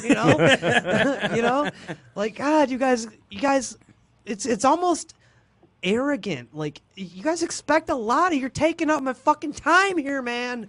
A lot of it. I am of the same belief that there's a lot of people that wake up to watch a 7-hour New Japan Wrestle Kingdom that bitch about a 7-hour WWE Royal Rumble. At the same time, though, I also am the ilk that I'm bitching about a show that went to midnight rather than a show that I woke up at 3 a.m. for that goes until 8 a.m., 9 a.m. because then I still have the rest of my day. Now you're cutting into my sleep. So I'm all right with a 7-hour show as long as that 7-hour show doesn't fuck me. And honestly, like Wrestle Kingdom is always on January 4th, so that could be a Wednesday, Thursday. It doesn't matter. No, I thought it was always the first Friday of the... No, it's No, always it's January January 4th. 4th. Oh, okay. So, that's not like, you don't have to work as hard to like put yourself in a bubble for, you know what I'm saying? So like, okay, so yeah, it aired at 3 a.m. on Thursday. All right, well, me and my buddies are gonna watch that shit Friday night at 7, and not really have to worry about getting spoiled on shit. You know what I'm saying? Or missing the show the next day. Although there Right. is the... And then we're watching beginning. and then we're watching it on demand, and we can fast forward and rewind and do whatever we want, And yeah, same thing with New Year's Dash. I understand what you're saying. It's like they're Raw after Mania, but same thing. Like you're not like worried about like that's not like all up in your face like Right. how WWE. So, all right, we got way off topic. Back Yeah, to... I know. That's fine. Sorry. But it was kind of my fault. I kind of steered it with that. My take on Revival and Finn Balor, and I am actually in the exact same boat as all of you. Them winning titles at Elimination Chamber, or even if the Revival wins it on Raw next week, I'm sitting back going, I don't care. This is a quick Band-Aid you're trying to put on something. Like you're trying to put a Band-Aid on a gushing wound that needs stitches. And I don't feel that Band-Aid, just like on a real wound, will do anything for me. That's a good description. Yeah. So I feel they have fucked the Revival, no pun intended. I agree with you. 100, And I feel they 100 fucked on Balor as well. I feel that tap out at Royal Rumble, him Nail not in the going coffin? him not going over. I don't give a shit if it was a pin, anything. It I still think- would have I been think better if it was a pen. I think After like 6 F5s, yeah, made him I look think strong. I think a tap is worse than it's a anything. lot worse. But not giving him a win. Did he even take an F5? No, Yeah, he did. no, he didn't. No, he didn't. I don't think He took reversed the even- F5 to a DDT. I don't yeah. even think he took one. No, Dude. he reversed. No, he didn't take an F5. He reversed the F5 to See, DDT. The Kimura lock happened after the coup de grace. If he'd have taken even like an F5 or 2 and then tapped out, he'd have still looked stronger, dude. He reversed the F5. That's Let what me happened. ask you a question though. Would you have believed Finn would take an F5 and kick out? Joe, yes or no? Yeah. Yeah. One? Yeah. One. Okay, Smitty, yes or no? 1, not 2. Nick. Yeah. One. See, I don't think so. See, you could be right because they have been pushing the one F5 the past few matches, but I think they did that on purpose because the previous matches before that, people were taking like a shitload of them, and But you know what I mean? What my thought process on it is, I don't. As far as stature, I'm talking about body wise. Yeah, they really did push that tail of the tape heavily. Right. You know, the 100-pound difference, almost. I foot think in if he height. would have taken an F5, he would have had to take a pin. I feel if you're trying to Well, I would have suspend been dis- happier with that than tap out. I think a lot of people have been better with that because a tap out is literally saying, I give up. Yeah, dude. You quit. You You fucking quit gave up. in a- You during a- quit. you quit the fight. You quit on yourself. Yeah. Becky Lynch quit on herself. And it Before was she quick. went- It was quick. Before- yeah, she wasn't even in that hole for a long time. Yeah, both of them weren't in that hold for a long time. All right, let's talk a little bit about Raw and how it ended. There is you guys finally watched this, right? By the way, Okay. Yes or no? We'll start off with this. Nick, have you ever seen a tag team match end because the person who was legal hit the person that wasn't legal, therefore that team got disqualified? No, because No, it happened. just yes or no? Nope. Smitty, No. Joe. No. I don't Joe, think how so. long have you been watching wrestling? Well, I'm not going to give my age away Fuck it, here. just tell it. Wait. Since 1984. Okay. 83. I think you kind of gave your age away by saying the fucking year. 20 Smitty. plus years. 20 plus years. That's 30 Nick, plus, dude. That's Yeah. almost 40. 25 years. 25 years. I have been watching it since Hulk Hogan was first coming around. I'm fucking 38. Yeah. So Me too. So, in talking early 80s. yeah, here. so since the early 80s, since all of us were the beginning of us That's watching almost 40 years. So not once has somebody hit the illegal person on a fucking team and been disqualified. As a matter of fact, 2 minutes before Braun Strowman hit Baron Corbin, right? The ref warned him. But no. 2 minutes before, Drew McIntyre broke a goddamn pinfall up from Kurt Angle pinning Baron Corbin. Many times in the goddamn match before, there was many times where someone was tagged in, and before Drew McIntyre went the fuck out, he got another kick in on someone else. What in the fuck was the ending of that goddamn Raw main event? So I wasn't the one that Smitty. just yelled bullshit when it happened. So the first thing I hear, I go bullshit, and my neighbor knocked on my door because I just sat there looking at the screen like, what? What? Like when Baron What the Corbin's like, fuck? you can't hit me, you'll get disqualified. My thought process was like, why the fuck would he get disqualified? Yeah, what are you talking about? This is, what? it just it goes with the one thing that Joe always talk about is the consistency and the BS that happens within I was just about to say, WWE. Consistency, continuity? consistency. Right.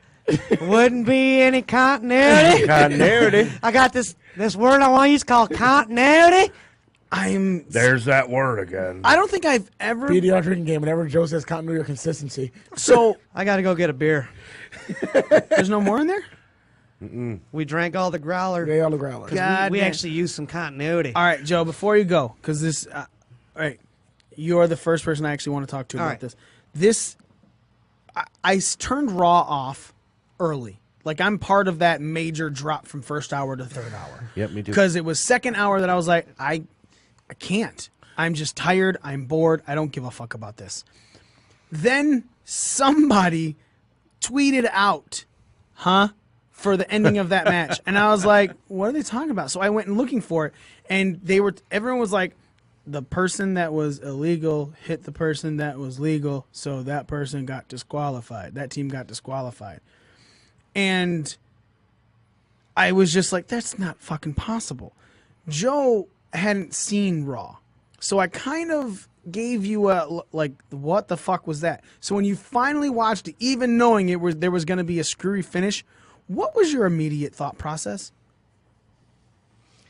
Honestly, it was very non-reactionary because at this point I have so little faith in them and their product, and just so them doing something like dumb, flat out stupid, that doesn't make any sense whatsoever, that, like you said, probably we've never seen before.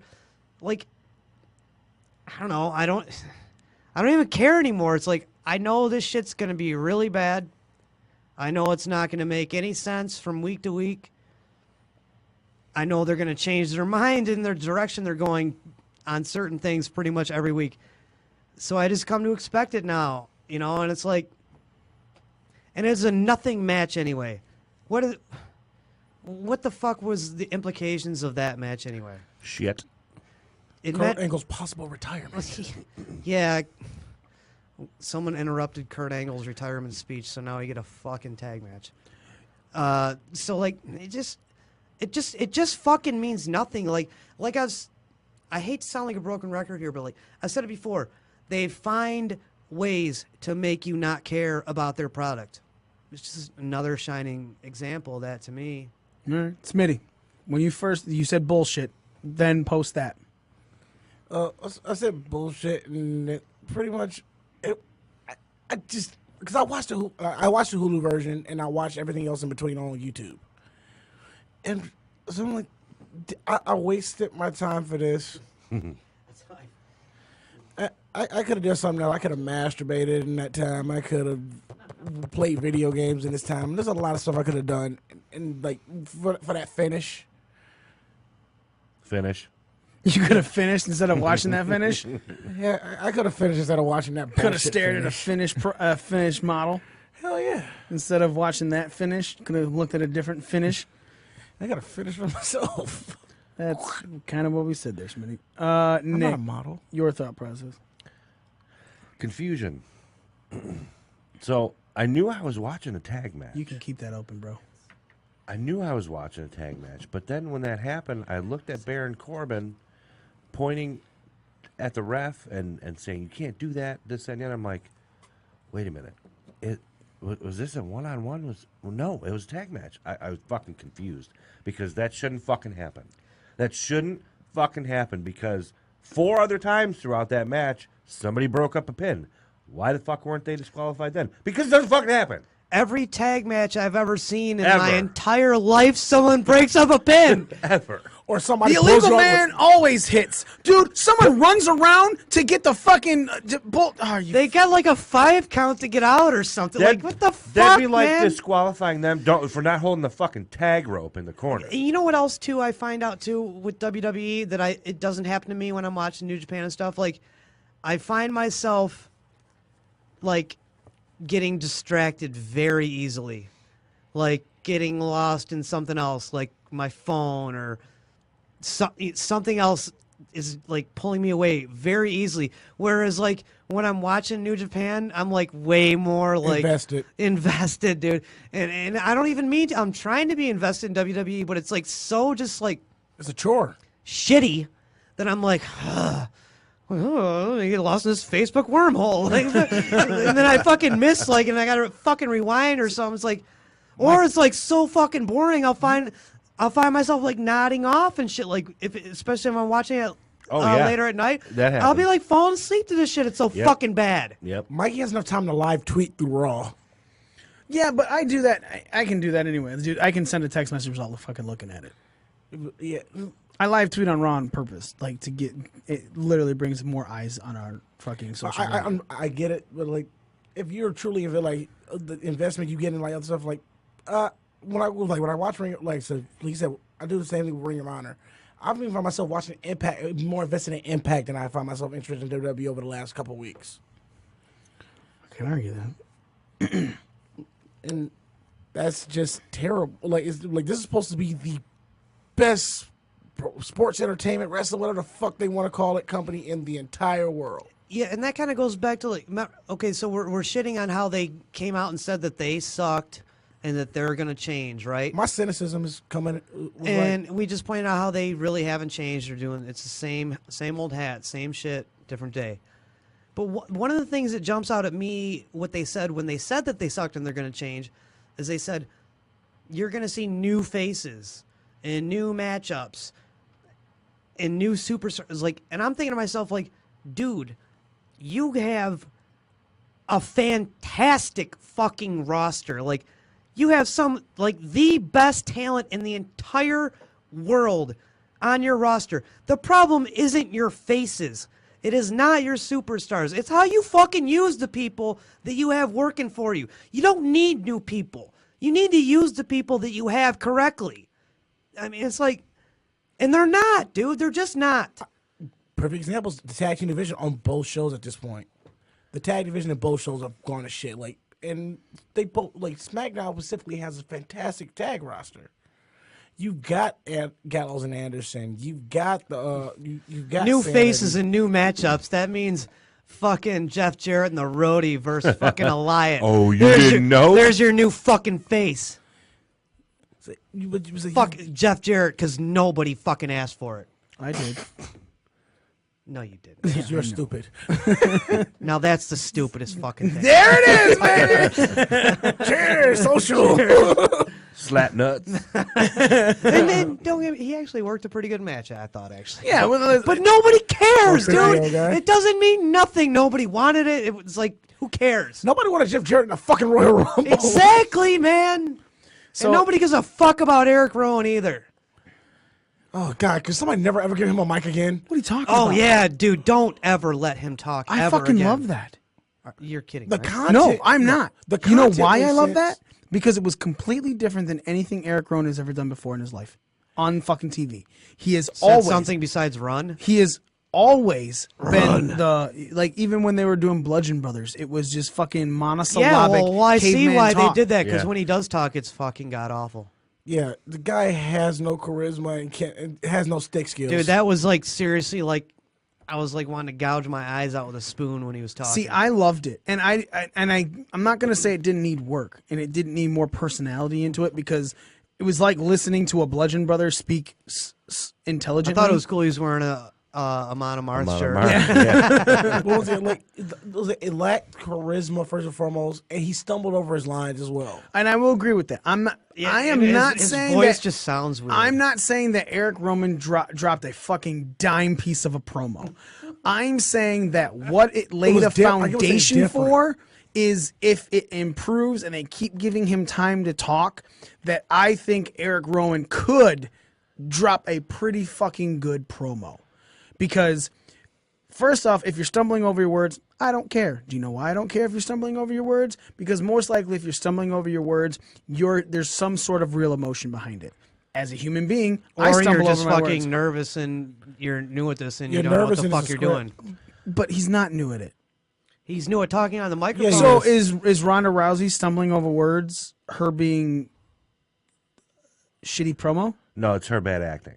Yeah, yeah, it's because And I say that because there's so many of them. They're writing their lines. They're not letting them. she's ad never lib. spoken a real word that came from her heart ever since she started with this company. You dude. can feel when somebody falls over their words and they're just ad libbing what they're saying, or falls over their words because they're fucking up the script. like maybe the second half of her promo, she kind of redeemed herself. There might have been a little bit of her in there. Which one? Her against Becky. 2 weeks ago. And behind this and backstage this week? No, on no, Raw? no, No. no, in the ring. Every time I step in, I own any type of ring I step in. When she was like, oh, you guys got me. You made me stumble. No, I agree with And that. then Becky talked okay, her shit. but let's. And then but she didn't stumble. Ronda came back strong. Ronda at the stumbled end. because she she promo never spoke a real word of her own. Okay, but everything's what been written for her. Stop. The week before she was in Gorilla, had a conversation with Charlie Caruso, stumbled over not 2 seconds later, second sentences is what she said, and then she went on to cut a really good promo. The promo where she was talking to Becky backstage on Raw, where it finished off with her walking away going, "Ice and Advil, bitch." She dropped some fucking dime promos right there. Her stumbling when the crowd is booing, I'm not going to argue that. Why? Because Ronda Rousey can't think on the fly. Right. She's not been. They gave her a face promo, face bullet That's points. not her fault either that she No, can't. I agree. We She not hasn't blame- been given we enough blamed her? opportunity to do so. We have not blamed her. She's like you said, all of her promos have been scripted. And that's my thing. Like, let her go out there and fall on her face a few times, man. That's how you fucking learn. In which she did. But what I'm saying is you can't say that none of this is coming from her heart now, because I refuse to believe that first one, talking back to Charlie Caruso, wasn't bullet pointed. What she said to fucking Becky Lynch backstage after Becky was suspended on Raw wasn't bullet point. There's no fucking way someone told her to say ice and Advil, bitch. Because the way that came across, you're just like, oh shit. Like, that was the line of the fucking week from WWE. Yeah, it was. Besides Apollo. Which was, Apollo. which was, Yeah, Apollo. you know, after the whole, you know, when she said, that was after all that, when she said to the crowd, you guys got me, yada, yada. And even the stuff that she was kicking in the second half of that, where she was like, I could fucking kill you if I wanted to. Dude, I was watching that with Kunert, and we were like, at the first half.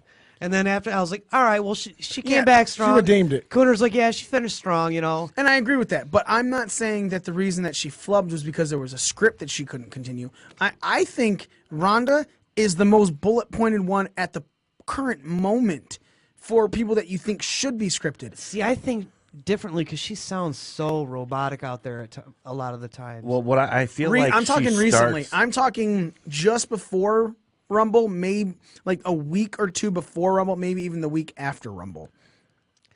Like, you know, maybe they saw her recover with the second half of last week's Battle of the Words with Becky, and then they let her, like, maybe go on the fly a little bit more this week when she did the Ice and Advil line or whatever, maybe. I think that's always the issue. She starts slow, and then by the time her promo is over, you're like, okay. She warms up You in the know, middle she, while doing her kinda, promo. she needs a minute to kind of get her wits about her. Yeah, it's like a fighter that needs to get hit in the face a couple times before like they start fighting back. Even you know? when they gave her the she mic can't in the take it. middle of fighting the Riot Squad this week, when she was the boo me, I'm like, my thought process is this isn't her cutting a promo that they gave her. This That's is her her trying to be on the fly. Yeah. Trying to be on the fly. But I can't be mad at that, and because the bottom line is, She's if you're still great, flubbing, though, be honest. no, if you're flubbing your lines, but it's because of real fucking emotion, just like, let's be honest, the majority of the fucking time Smitty talks on this show, he goes, and then gets into his fucking point, right? It's real emotion. It's not the fucking guy being scripted here. You know, it's because You can't script me. he's specifically stating things that he feels. And I'm so, drunk. Yeah. Smitty, even sober, you stumble over your words. I'll stumble more when I'm sober. So that's my thought process is that they're not. Her promos are definitely more bullet pointed, maybe even from the heart, than anyone else's. I think that WWE realized that when they were scripting her, I agree with you, Joe. She was one of the most robotic promos ever. That has changed, as well as the fire when she's speaking a promo, as well as the emotion when she's speaking a promo. That has changed within the last month. And I feel it's because they pulled the scripts back. It might have been even within the last week.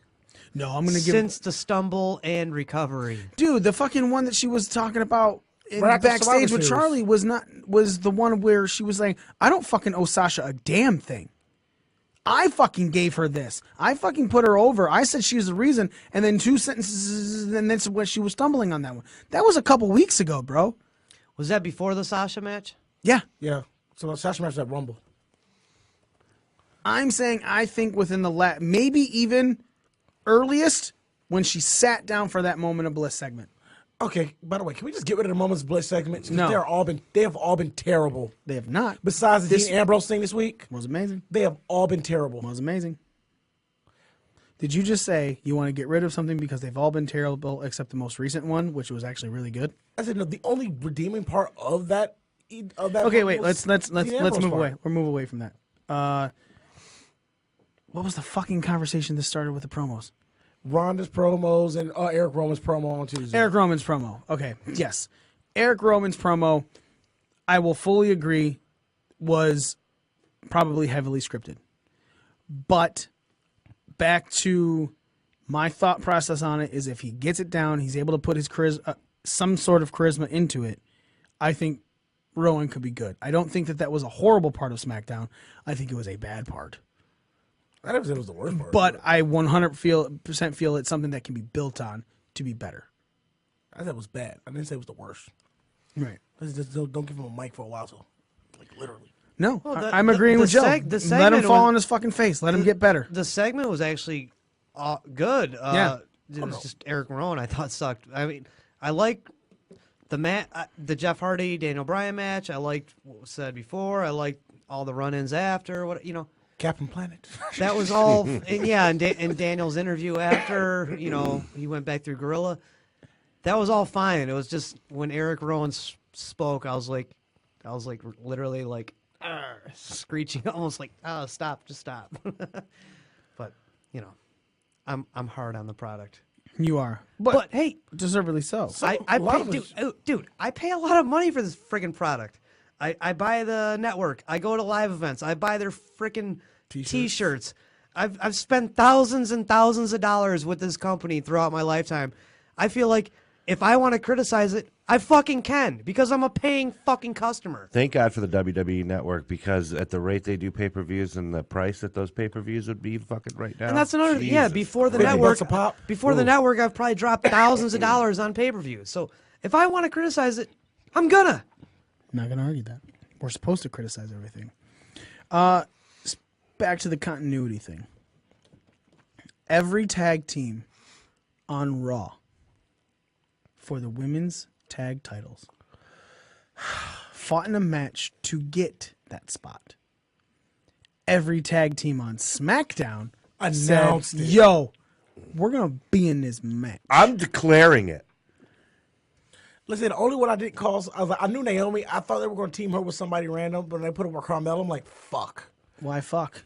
Because I figured like they were going to really pull this whole Nikki Cross being crazy, not going to be sure what show she's going to be on. She would have like lost on Raw and showed up on SmackDown and ended up with Naomi.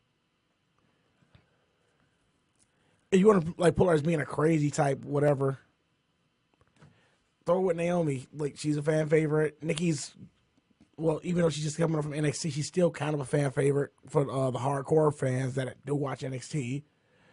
You could have brought her up as a face. She could play heel or face. Okay. Let me ask you guys a question. Is this the first ever women's tag team champions in wrestling in WWE? Indeed. Yeah. It is? In WWE? WWE, yeah. Yeah. You say no? I'm hearing it's not. When did It'd have been a long fucking time ago. Unless it was maybe Worldwide Wrestling Federation, but I don't think that. It was World Wrestling Leilani Federation. Kai and Wendy Richter. I don't know. All right, let's hear this. I'm looking this up. The WWF Women's Tag Team Championship was a women's professional tag team title in the World Wrestling Federation. What the world is watching. Yeah. Date established May 13th, 1983. First champions Velvet McIntyre and Princess Victoria. So this is during the Moolah era. Yeah. Final champions were the Glamour Girls. And they held them for 866 days. Listen to me, they were irrelevant titles around that time. They probably only defended him like 3 times. Yeah. So it was a Lesnar Okada type run with him. I'm so sick of the fucking Okada Lesnar defense thing problem. Yeah. So Velvet McIntyre and Princess Victoria were the first ones to hold it in May 13th, 1983. Again, WWF. Okay. Then Velvet McIntyre, how does this happen? And Desiree Peterson is the same fucking person. I don't know how she wins the fucking belt. Same. Then the Glamour Girls took it August 1st, 1985. Jumping Bomb Angels, Norio Tateno, and Itsuki Yamazaki. This is WWF? WWF. That means these titles defended overseas then. That's Yeah. like so after Wendy Richter fought This Moolah is- at WrestleMania. This is May 13th, 1983 through February 14th, 1989. Yeah, didn't get a lot of TV time, I'm guessing. I think they get no TV time. Those are the type of like exclusive defended overseas. If you go to January 24th, 1988, there was a Royal Rumble match for the WWF Women's Tag Team Championships. Really? Was that on the actual pay-per-view? Yeah. Was it dark? This says Royal Rumble. So the I don't first remember Rumble. The I first don't remember ever that, Rumble? and I watched that Rumble. You know, when Jim Hacksaw Duggan actually won. Yeah, dude, I was I watching was just wrestling watching- back then. I was like, no, I actually watched the other like couple weeks ago. I don't remember seeing that. Were you even alive then? I wasn't. Yeah, see, I You was. been alive then? I said was, no, and I was watching wrestling. No, I said I watched. I actually watched I was that Royal. watching wrestling. I said I watched that Royal Rumble a true. couple weeks ago on the network. because I was kind of just trying to watch random Royal Rumbles leading up to the Rumble. Oh yeah, really? Yeah. I'm just kidding. I played a drinking game. Let's go to WWE.com, see if we can see it listed under their things. Okay, fuck you, Safari. I don't remember seeing it on there because maybe I was already drunk by the time I got through how many dead wrestlers on the damn show for the first ever Royal Rumble card. Was that the first Royal Rumble? 88? Yeah. 88 was the year before I was born. Duggan won, right? Duggan won. I mean, yeah, Duggan won the first Royal Rumble. I'm questioning if that was the first Royal Rumble. It was the first Royal Rumble card. I mean, official Royal Rumble card. This was a prototype Yeah, match it 2 was. years It ago. was. It definitely was. 88 was the first. All right. So it definitely was not a Royal Rumble in 87. See, there was a prototype 2 years I ago. think apparently. the first SummerSlam might have been in 87, maybe. I got the SummerSlam anthology at home. I don't remember. Royal Rumble, yep, 88. But there was a prototype match. The prototype match that Pat Patterson originally happened on like a random Saturday somewhere. What now? So when Pat Patterson originally came up with the Royal Rumble match, the prototype like kind of match they did was on a Saturday show. Oh, somewhere. just like a live event, a house show. Yeah, house show on a Saturday somewhere. That makes sense. Let's see. And I think it was like the Hillbilly Jim won that one apparently. I'm going to talk to you about opportunity. Keyword of the night is opportunity. I'll keep this running. So yeah, there's been women's tag team champions before, and WWE is trying to push this off as the first. Was ever. Leilani Kai or Wendy Richter ever? No. Women's damn it. Damn it. But you gotta Makes me want to yeah. snap Whoa. my fingers. I got fucking hammer watching okay, Legends hold on. House. It's there. Hold on.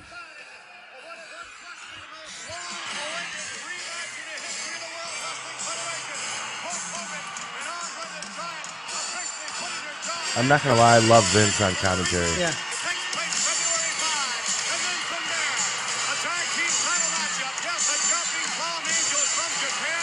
The challengers will square off against the reigning champions, Jimmy Hart, Glamour Girl, in a 2 out of 3 fall match. It was on Jimmy the fucking Hart. pay-per-view. Wow.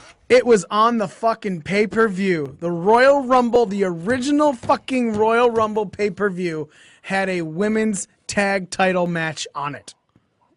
Okay, I almost been hammered by the time I got to that match. Can you fucking believe that? I bet it was evolutionary at the time. Oh, evolutionary. Yeah. Ding that bell. Ding that bell. Nick, ding that bell. No. So, all right. Now that I've kind of hit you guys with a fucking mind blow, sup? My mind's like, are you sure? My mind's mind's telling me blow. no, fuck that. We're not mentioning that fucking pedophile on this show. Yes, Dick. I didn't. I was. No, saying that was something a reference to that fucking pedophile. All right, look, I would type peanut butter. If I would calm your fucking tits. So, I big don't know tits. What what do you- he's talking about. does it make you care more about this? You go, No. wow, even WWE doesn't give a shit about this women tag team title they thing. don't. Yeah? They can put it on Sasha and Bayley and give them something to do. You think Sasha and Bayley are gonna take it? Yeah, Oh, I yeah. kind of feel like that too. Not Give them something to Mandy. do. I feel they're gonna put it on Mandy and Sonya because they're gonna give Mandy a rocket strap. Oh, because she's got fake tits and blonde hair. She doesn't need Sonya or those titles for the rocket doesn't. strap. She, Red Rocket, what's up? Someone's going to rocket her strap no matter what. Corey Graves' Red Rocket is already trying to ride up there. Yeah. Okay, moving on. That's not real. He's married. I don't give a fuck. Nor does he probably. All right. Married, schmarried. So this match is Bayley and Sasha, Mandy and Sonya, Naomi and Carmella, Naya and Tamina.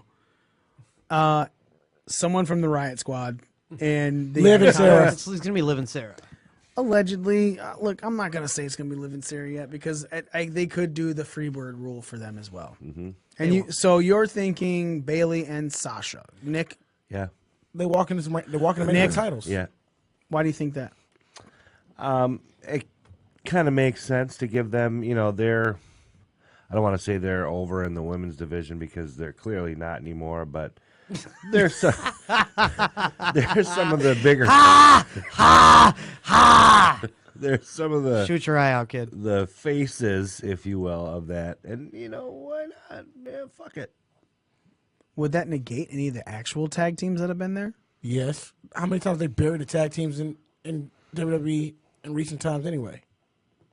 Like They don't what? give a The shit about Riot tag Squad? teams. We're just talking The about the Iconics, Raw yeah. tag teams. Or Any of them? Any of them in general. The main roster doesn't give two shits about tag teams. The And Iconics gonna be the first ones out of that damn out of the match. see, that's what we're talking about. We're talking about the women's, right? Yeah. It's definitely going to be Bailey and Sasha. I think it should be the Iconics. Myself That'd personally be as well. interesting. They're a 'Cause true tag team. Yeah. I think they're the only true tag I- team in no, that actually, whole wait. fucking thing. No, the Iconics. You can give Sonya Deville and Mandy Rose some claims to Nah, that. no, You can no, give it to the Riot no. Squad as well. The Riot Squad are Dude, stable. Sonya Deville, that's like watching Cersei Lannister in the Mountain walk down to the ring, dude. Like, So why wouldn't Cersei in the Mountain win? because I'm just saying, all the attention's on Cersei. Like, no one's looking at Sonya Deville, man. Nobody. I'll be honest, I am.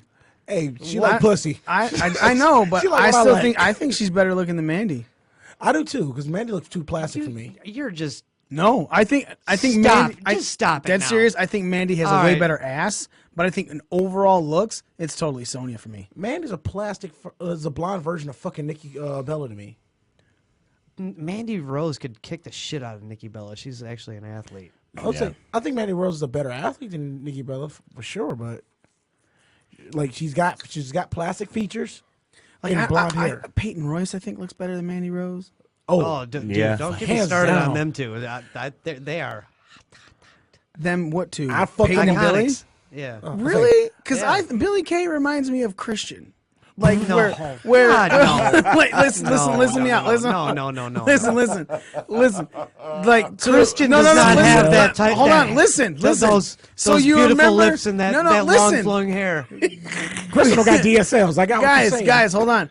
Fucking remember Christian? Vince McMahon was like, man, I love the way that guy works. I think he's got a great body for this. But if you could just put a blue dot on his face, he would be so over. No, fuck DSL. Man, I don't know. And that's just me personally. Like, I'm not saying that Billy Kay's ugly, but I think a dot over her, if she was like blurred out in the face for least the eyes anything, and but you nose, just maybe? saw her body, you'd be like, holy shit, this bitch is hot. And then you'd see her face and you go, I mean, she's still really cute, but No, I got literally. They're DSL. both hot. I have no problems with Billy Kay's face. I got no problem with her. No. She's gorgeous. They're both gorgeous. I'll lick her in the lips, not her eyes though. You know who I was actually really impressed with when I sent those pictures of Nikki Nikki Cross Cross. to the chat? I was like, Miss Killian "Are you Dane? really? Come on, guys. This is the women's evolution.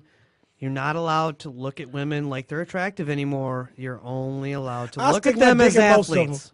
I'll stick my dick in 90% of the women on the WWE roster. you know what? You know why I stopped giving a fuck about how females feel for us ogling them? let me explain to you when I stopped giving a fuck about how females feel of us ogling them when I was watching the fucking halftime Super Bowl show. Oh, I didn't and I watch saw that. every fucking woman bust a goddamn nut because Adam Levine took his his shirt. goddamn There was shirt nut off. all over wait, Facebook. or I'm a okay. moment of bliss.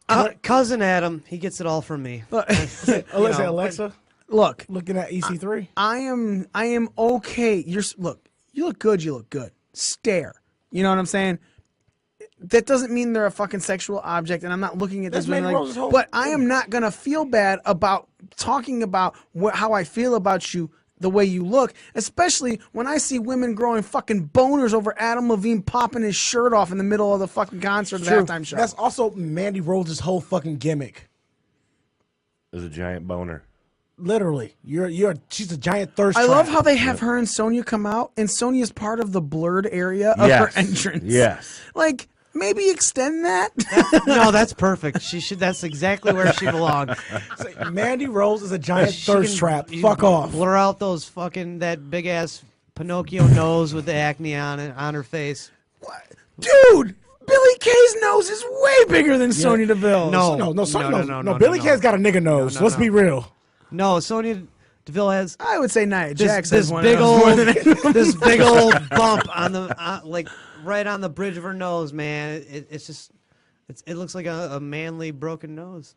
You know. I mean, she may have had. She was an MMA Follow fighter. my It's very nose. possible. No, she's playing the role of an MMA fighter. She was on Tough Enough. She's never really an MMA fighter. It's bullshit. She may be MMA trained, but not a fighter. Right. Yeah, there you go. Now I want to look this up. Give or take. Oh, that's another thing that pissed me off. The whole Naomi fucking Mandy angle. Oh yeah, and on I wasn't like SmackDown. trying to like go out and grab a million beers. Like that keg out there is not working very. It's like pouring a two-hearted. It's super foamy. She's Yeah. 2-1 in mixed martial arts. It's Also, it's she like actually was. She actually did two-hearted. fight. It's like who sharded, you know?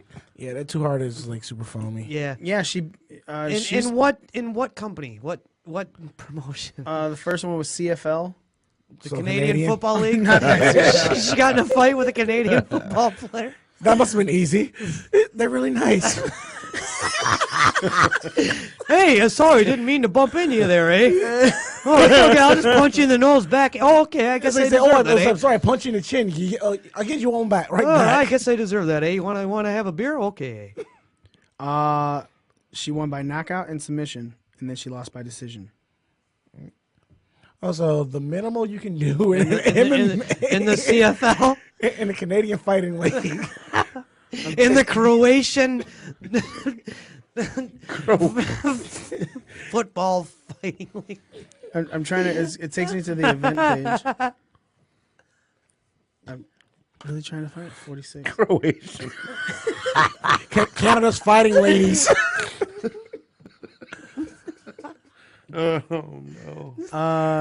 Yeah, CFL HD. California Fight League. Oh, the California Penal League. No, Fight League, not the CPL. Okay. All right, that sounds like some fucking major legit shit there. No, that's prison. Better watch out. You know, That's smart. I expect to run into Tamita or Nia Jax. surprised I haven't heard of that before. You know? Yeah, Daria Baronato. That's her real name. Yeah, that's our Twitter handle. I mean, her name on Twitter. Daria. Daria. Daria, yep. Oh, my first ever lesbian in Diarrhea. Shut up, Daria. Daria. Hey, Daria. Go to hell. I was like, Yeah, you know what I'm saying? Go to hell. I just had this conversation about like spinoffs. Was King of Hill was on that word. It was literally, it's like Daria was my Okay. first television lesbian. All right, let's move on. Smitty's talking. Fuck her. A boot. Jesse over here with his. Don't bash Canada. Canada's awesome. They don't know what She they're was in talking the about. Croatian Fungus League. She's in that can't fight league. She's 2-1 in the Croatian Fungus League. The cunt fun league. Yeah. Cunt fucking league. Her and her corner man, tough acting, tenactin. Tough acting tonight. Athlete's foot. Boom. Well, yeah, she's in the Croatian It Fungus looked like League. athlete's knee. Okay, it looked like she was dropping some knees. Halftime heat, kids. Dude. Fucking awesome. Yeah, as much as I've been shitting on everything WWE related, that shit delivered. The Dream Team goes over. Velveteen Dream getting the cover on Adam Cole. That's the only thing I saw coming. Baby. You saw that coming? Yeah, because like I said, Why I didn't you did. fill out a scorecard? I don't know. I didn't care about the Super Bowl. I cared about the match in between. That's it. Me too. I'm just not a sports fan anymore, dude. No, I didn't care about the Super Bowl. But you're a sports entertainment fan. Yeah. Well, no, I'm a wrestling fan. I hate that term. So, entertainment. so my thing is like I looked at the match and I also would say I'm probably the only one that watched the Worlds anything from Worlds Collide and like they're simply going to put. I watched that. Some of it.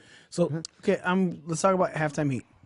what was it? Yeah. I called the finish was like Sidecaster. I called the finish because of Worlds Collide. I saw Dream pinning Cole. Cole has the only person that has nothing to lose but taking a pin in here, and that's the one thing I did call. See, I think it made sense for him to pin Gargano because of the spoilers that are coming on NXT. We're not going to say anything. Yeah. But That's who I Velveteen, picked. but Velveteen Dream is going to have a shot for the North American title in future tapings for NXT. So, because of that, my thought process is Velveteen gets the pin over Gargano on Halftime Heat, sets up future tapings. You know what I'm saying? That's the only reason I went with that one. So I've had him pin in Cole because like it gives them an opportunity to pick either or, Either or what? Gargano or Ciampa. By pinning Cole? 'Cause he won. He won a match. I think you guys are just reading. It's halftime heat. You guys are just reading into it too much. What was he? But the there's world- still some sort of setup for it. Right. Look, I said the Worlds Collide thing. The Worlds Collide thing. He has a opportunity. It's pretty much like he has the whole Worlds Collide thing. They say he has a shot at any title on any show of either 205, NXT UK, or NXT. I actually kind of went into this as an. And did he win that? Yeah, he won that. He bit. So that's why he's going for the North American. yeah, Okay. the Worlds Collide thing is why. Okay. And let's say that's why some. Go ahead, Joe. Say your point. Yeah, Dream One Rolls. Yeah, he beat Tyler Bate. So like, I'm just saying. I actually kind of went into this as like an actual unanalytical kind of fanboy. Like, I recently cut my cable, and I didn't even realize until Sunday that I don't have like whatever channel the Super Bowl is on. Because like I got You don't have NBC? no, I thought it got was CBS. Oh, CBS. I mean, I got Sling and Hulu, and like I get Fox. I maybe Oh yeah. I thought maybe it'd be CBS on is only like on Fox. DirecTV. I thought it maybe it'd be on Fox, but I was like, oh shit, I can't even watch the Super Bowl. You know, like, and I really didn't even care because I'm not a sports fan. I don't care, but I really did want to watch Halftime Heat, so I did kind of like keep up with the time on Google or whatever, and so I tuned into Halftime Heat, and like I just wanted to watch it. Like, I didn't go into it with like any preconceived notions. I wasn't like trying to fill out a bet sheet or like a PWS card. You know, I was like, I just want to see it. You know, and so I didn't care who was going over, who made the pin on who or whatever. It was almost like how like when Rob Van Dam used to talk about himself in his matches, like, I'm just going out there to showcase my skills, bro. like, and that's what I thought. I thought it was a great opportunity for like NXT's basically their top 6 guys, all of them, to go out there and get their shit in And they and did. showcase their fucking skills. They did, yeah. And they they fucking did. did. They They delivered. fucking delivered. I mean, it was fun. It was a fun ass match.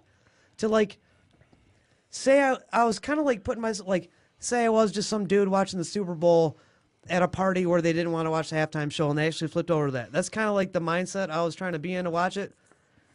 And so that's kind of where I put myself to watch it. And it was like fun. I was like, man, this is fucking great. Like these guys are killing it. Why can't we get that type of shit on Raw and SmackDown? When was the last time you Right. said that about a Raw or SmackDown And how much match? planning do you really think? Like, yeah, after thought he was all they probably, improv. yeah, they want to showcase Dream. Dream is the guy. I get that. So Dream, you know, he's the one that they all shined.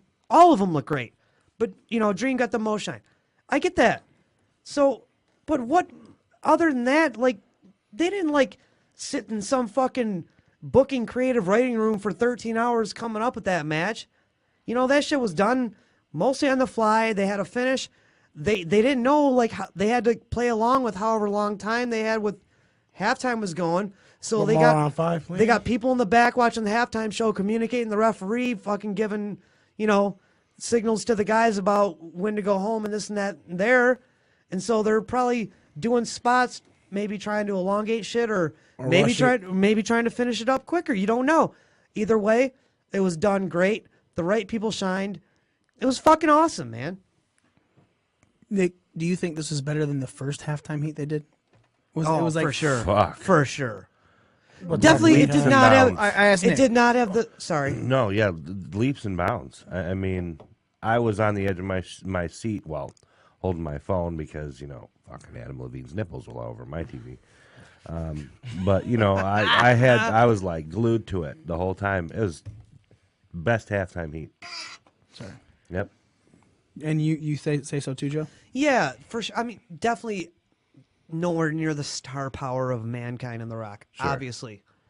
But, I mean, Mankind and The Rock doing a bunch of punching and kicking in an empty arena, as far as, like, the performance, the athletic presentation, it was like one 1/20th, 1/100th of what this was. I wasn't that impressed with it when I originally saw that. You I know was what? like, Most people weren't, which is probably why they haven't done it in 20 years. Yeah. But it's also, that was the attitude era. Those are two guys you wanted to see in time. That's the reason. Yeah, and it really didn't matter Oh, what that's they did. right. There was a second halftime heat where they did an interview with Stone Cold Steve Austin.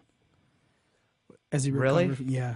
Is that where they interviewed him in his neck brace? Yeah. I remember that. I just didn't realize it was a halftime heat. Yeah, it was totally a halftime heat. Oh, that's gay. Gay. G-H-E-Y, gay. It's fucking gay.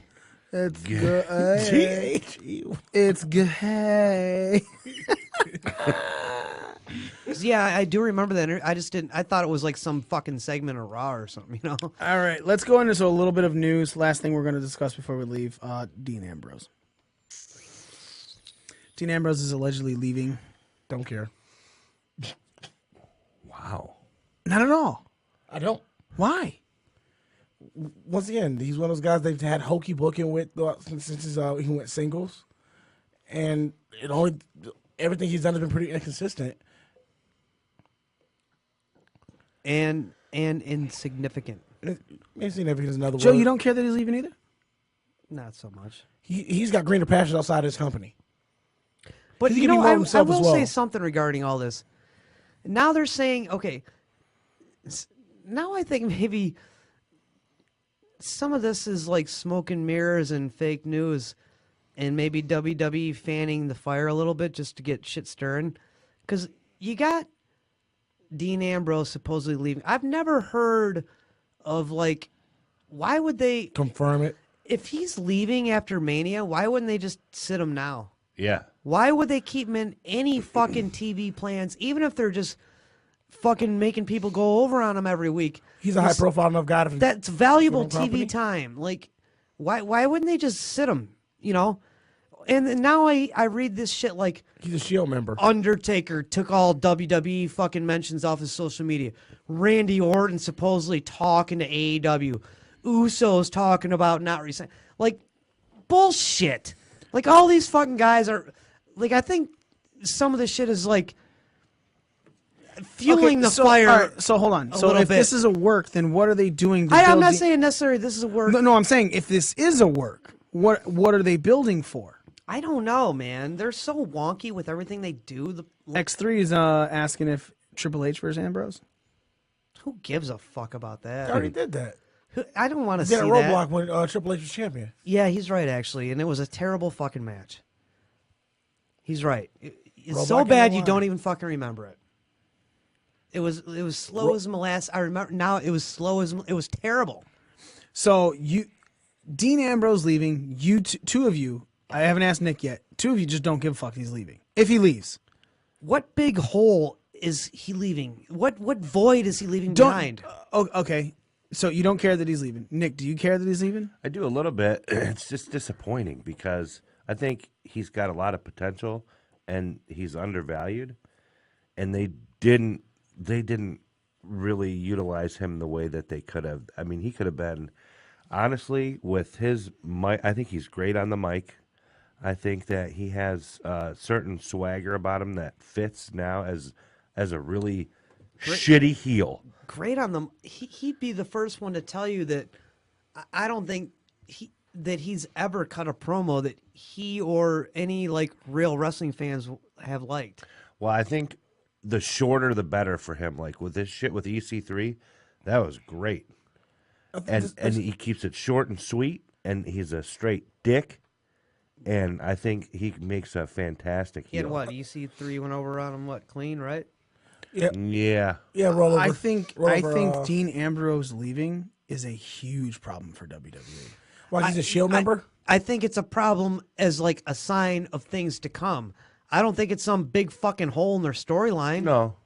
Oh, I Definitely not think that. I think it is a huge hole in their story. Why? Well, you've lost two Why? of Shield members? You've already written them off everything significant. Okay, the bottom line, Dean Ambrose is a huge linchpin in your fucking company. I agree that they fucked over this heel run, right? But Fucked over his face run. what are you talking about? His title run? His main title run? Because his first Intercontinental Championship run was spectacular. Then he went to the title, and then it was like he just became meh. What about his first U.S. title run with the when he was with the Shield? With the Shield? Where he did, where like, he, I don't think he did he never defend defended it like one time or something? 3. So? Before he lost. Dude, in his main everyone, dude, it was like it was on everybody's. All right, let me ask you It a was question. on Hold everybody's hold point hold of discussion how insignificant his title run was. Okay, so it's also doesn't make any sense because we had a conversation about Brock Lesnar's title defenses What about? weeks ago, months ago. How We were was all it? like, how little he defended the title. And I straight up said, what about Okada? And Who I brought that up too. who Okada in- was still there. So was Dean Ambrose. Dean Ambrose was still featured on every fucking wrestling show every week. He just wasn't defending There's the a title. difference in the way they were presented. Okada was presented as the man, a superstar, as almost unhuman, untouchable. Dean Ambrose is just thrown out there. But the Shield was built as that as well, to where we still It can was just say an entity, not as individuals. At Yeah, that point. and he Ambrose was was not there. shit since Ambrose ain't been shit without the Shield, dude. Period.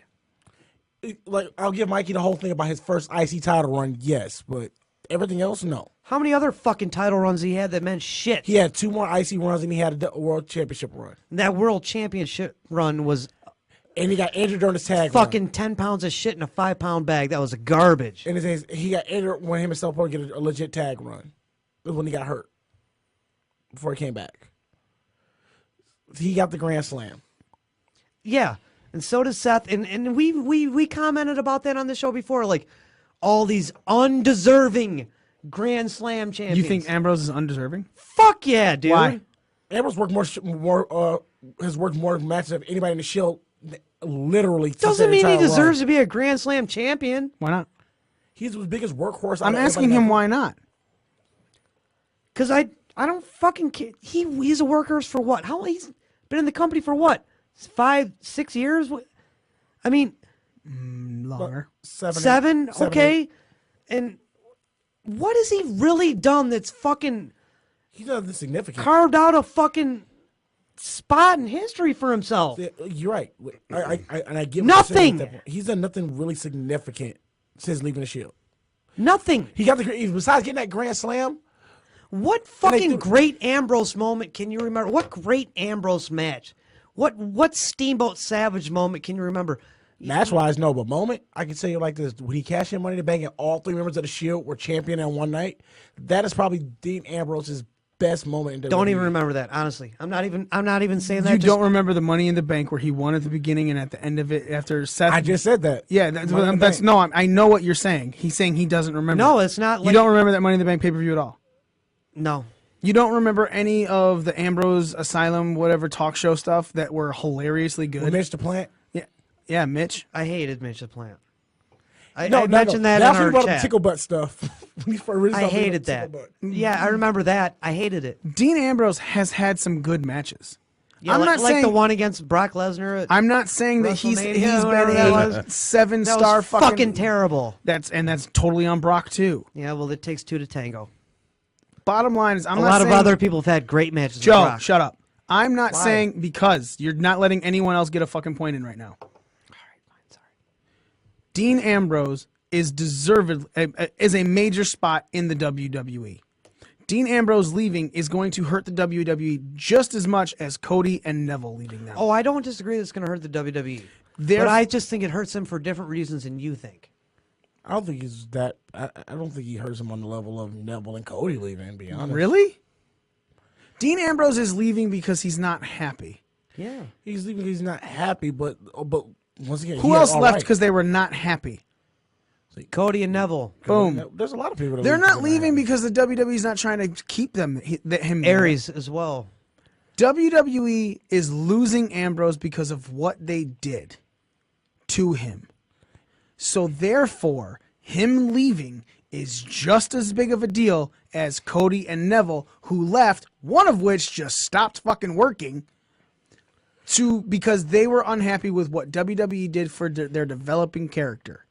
Yeah, it's like, well, Dean Ambrose developing characters he's been back has been shit. Dean Ambrose's character since his Is that his fault? No. Agreed. And you know me, I'm a big criticizer of Dean Ambrose. Not a huge fan, but when he came back, I was open to like, okay, let me be a fan, make me a fan, and through no fault of his own, and like I said, as the biggest Dean Ambrose criticizer on this show, through no fault of his own, that didn't happen.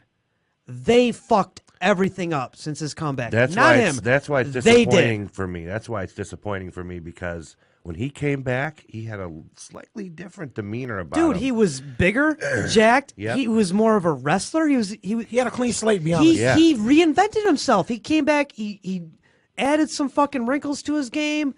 He had a different look, a different attitude. He was more polished. He was, dude. He was a better ring technician. He was just fucking better. And they fucking squandered it. That's why I'm They disappointed. fucking squandered Yep. it. And when I was ready to accept Dean Ambrose as a fan the most, they shit on him. And in doing so, they shit on me as a fan. There you go. I just don't think Ambrose leaving hurts the company as much as you think. I think No, you're fucking I think blind. it creates a narrative because now they're scrambling. They're trying to sign. WWE is on a fucking signing spree, and they're trying to sign people David Cross. to 5-year deals. That you think that's a coincidence? AEW has a 5-year contract, so they're trying to sign all these people. Before these people would have signed 1-2-year deals. Now they're trying to sign. This is definitely creating a fucking domino effect, a problem for WWE. And I'm thinking more. Mikey's thinking like storyline. No, on TV. I don't think storyline. I'm thinking more like administratively and like with their talent and who they're going to be able to keep and not keep. I think if Dean Ambrose leaves and he goes to AEW and he flourishes there the way we were hoping he That's would going flourish to this fuck return, up WWE. Oh, yeah.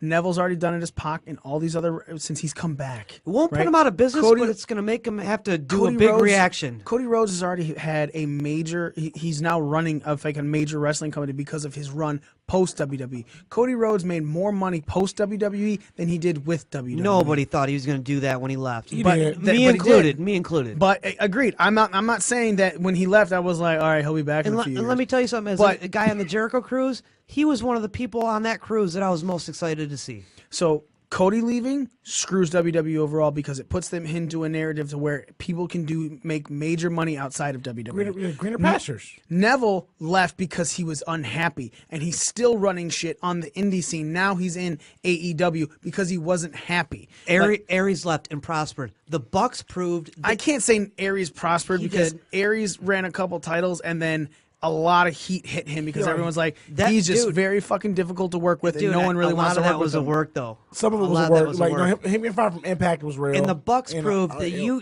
can do But they're not WWE. I'm not- unbelievable things without ever going there, with avoiding them. Actually, no, they worked as jobbers. The Bucks. All right, dude, that doesn't count.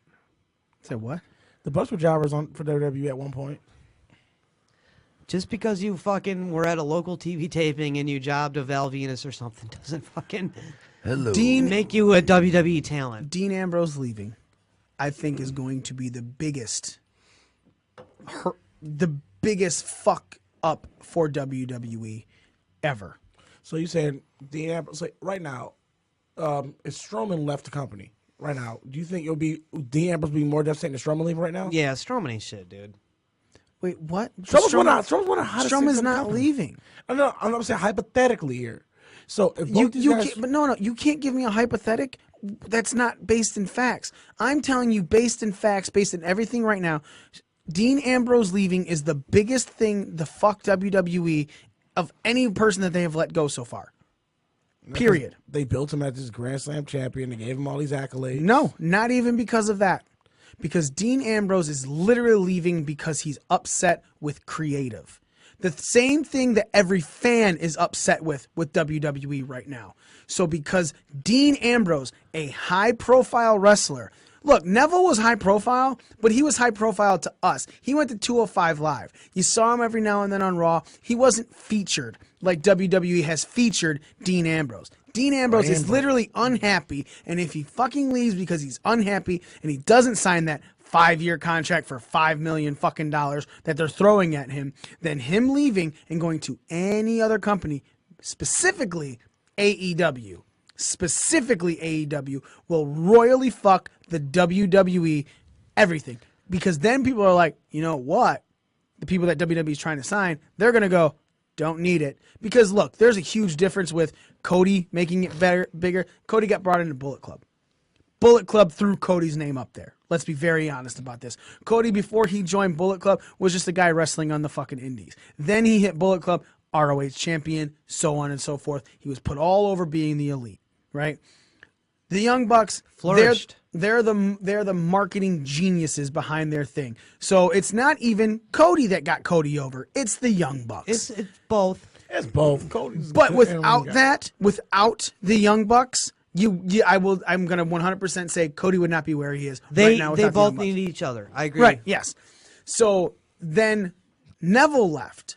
Neville did have that run. Didn't need the Bucks, didn't need Cody. He was huge. When he showed up in Dragon Gate, huge fucking deal. Blew up the fucking internet, right?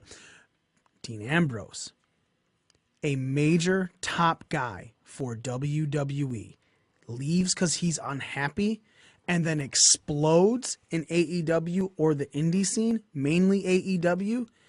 WWE is fucked, because then people that aren't happy that are in lower level roles are also going to want to leave. And then WWE's signing phase that they're doing, they're going to have to do something major.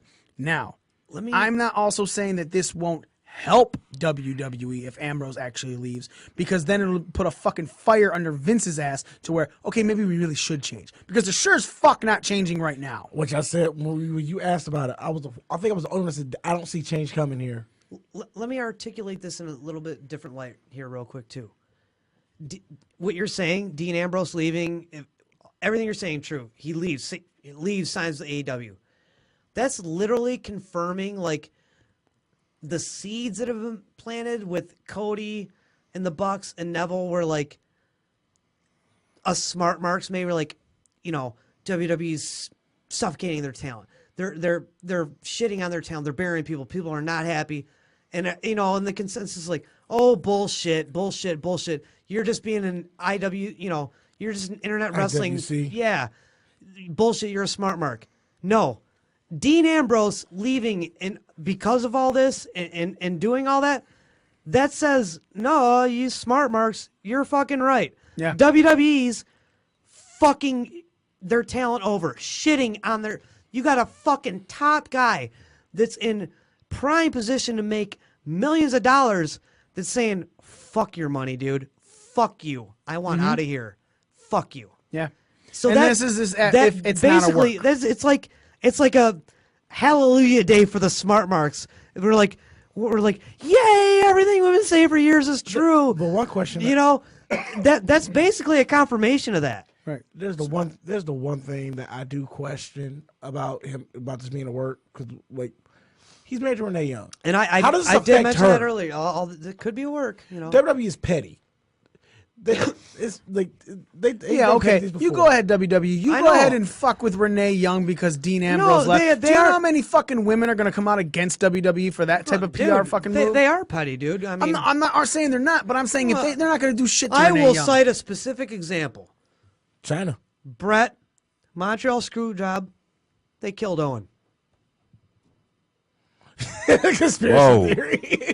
We're signing off now. Damn. No, literally, we're at our 2-hour mark, so that's the end of us. Ladies and gentlemen, the fucking rustic leaf shit was phenomenal. It was the rustic leafs amber, really fucking tasty. That Definitely, shit's gone. if you guys are in the Michigan area, you want to go hit rustic leaf in Waterford. Would you like the address? Yeah, go ahead and spill it out for him, Smitty. 7200 Highland Road, Waterford, Michigan, 48327. Would you like the phone number as well? Yeah, drop it all, dog. We got a 248-599-9933. What was that address again? 7200 Highland Road, Nice. That's it for us. Make sure you guys check out Rustic Leaf. It's at Rustic Leaf Brewing Company on Instagram as well. Rustic Leaf _brew on the Twitter. And definitely on Facebook, Rustic Leaf Brewing Company. If you're in the Michigan area, definitely go get some. It's not just a brewery. They also serve to-go cans. You can go get yourself some cans for anything. Your summer event, you're doing boating out in that area. Fucking go. Get yourself some goddamn cans. It's like getting a Lucy. Make sure you are following us on all of... Make sure you're following us on all of our social media at BDRcast on everything. Facebook, Twitter, Instagram, as well as go to our YouTube. Subscribe to our YouTube. Like all of our videos. Make sure that you're fucking happy with it. Definitely give everything a watch. If you're listening to this live but you've missed anything, it will be in our YouTube Thursday at noon-ish time. This exact video live feed will be there. If you are listening live but you don't want to go to YouTube, podcast will be up on Apple, iTunes, Podcast, Overcast, wherever you get your fucking podcast. Friday as well. Thank you so much for listening, folks. We are your ring crew. Nick the Dick. Smitty has his new handle, actually, BDR wrong underscores. Yeah, okay. What? I have a new Twitter handle. I actually updated my Twitter handle for the show. Nobody cares, all right?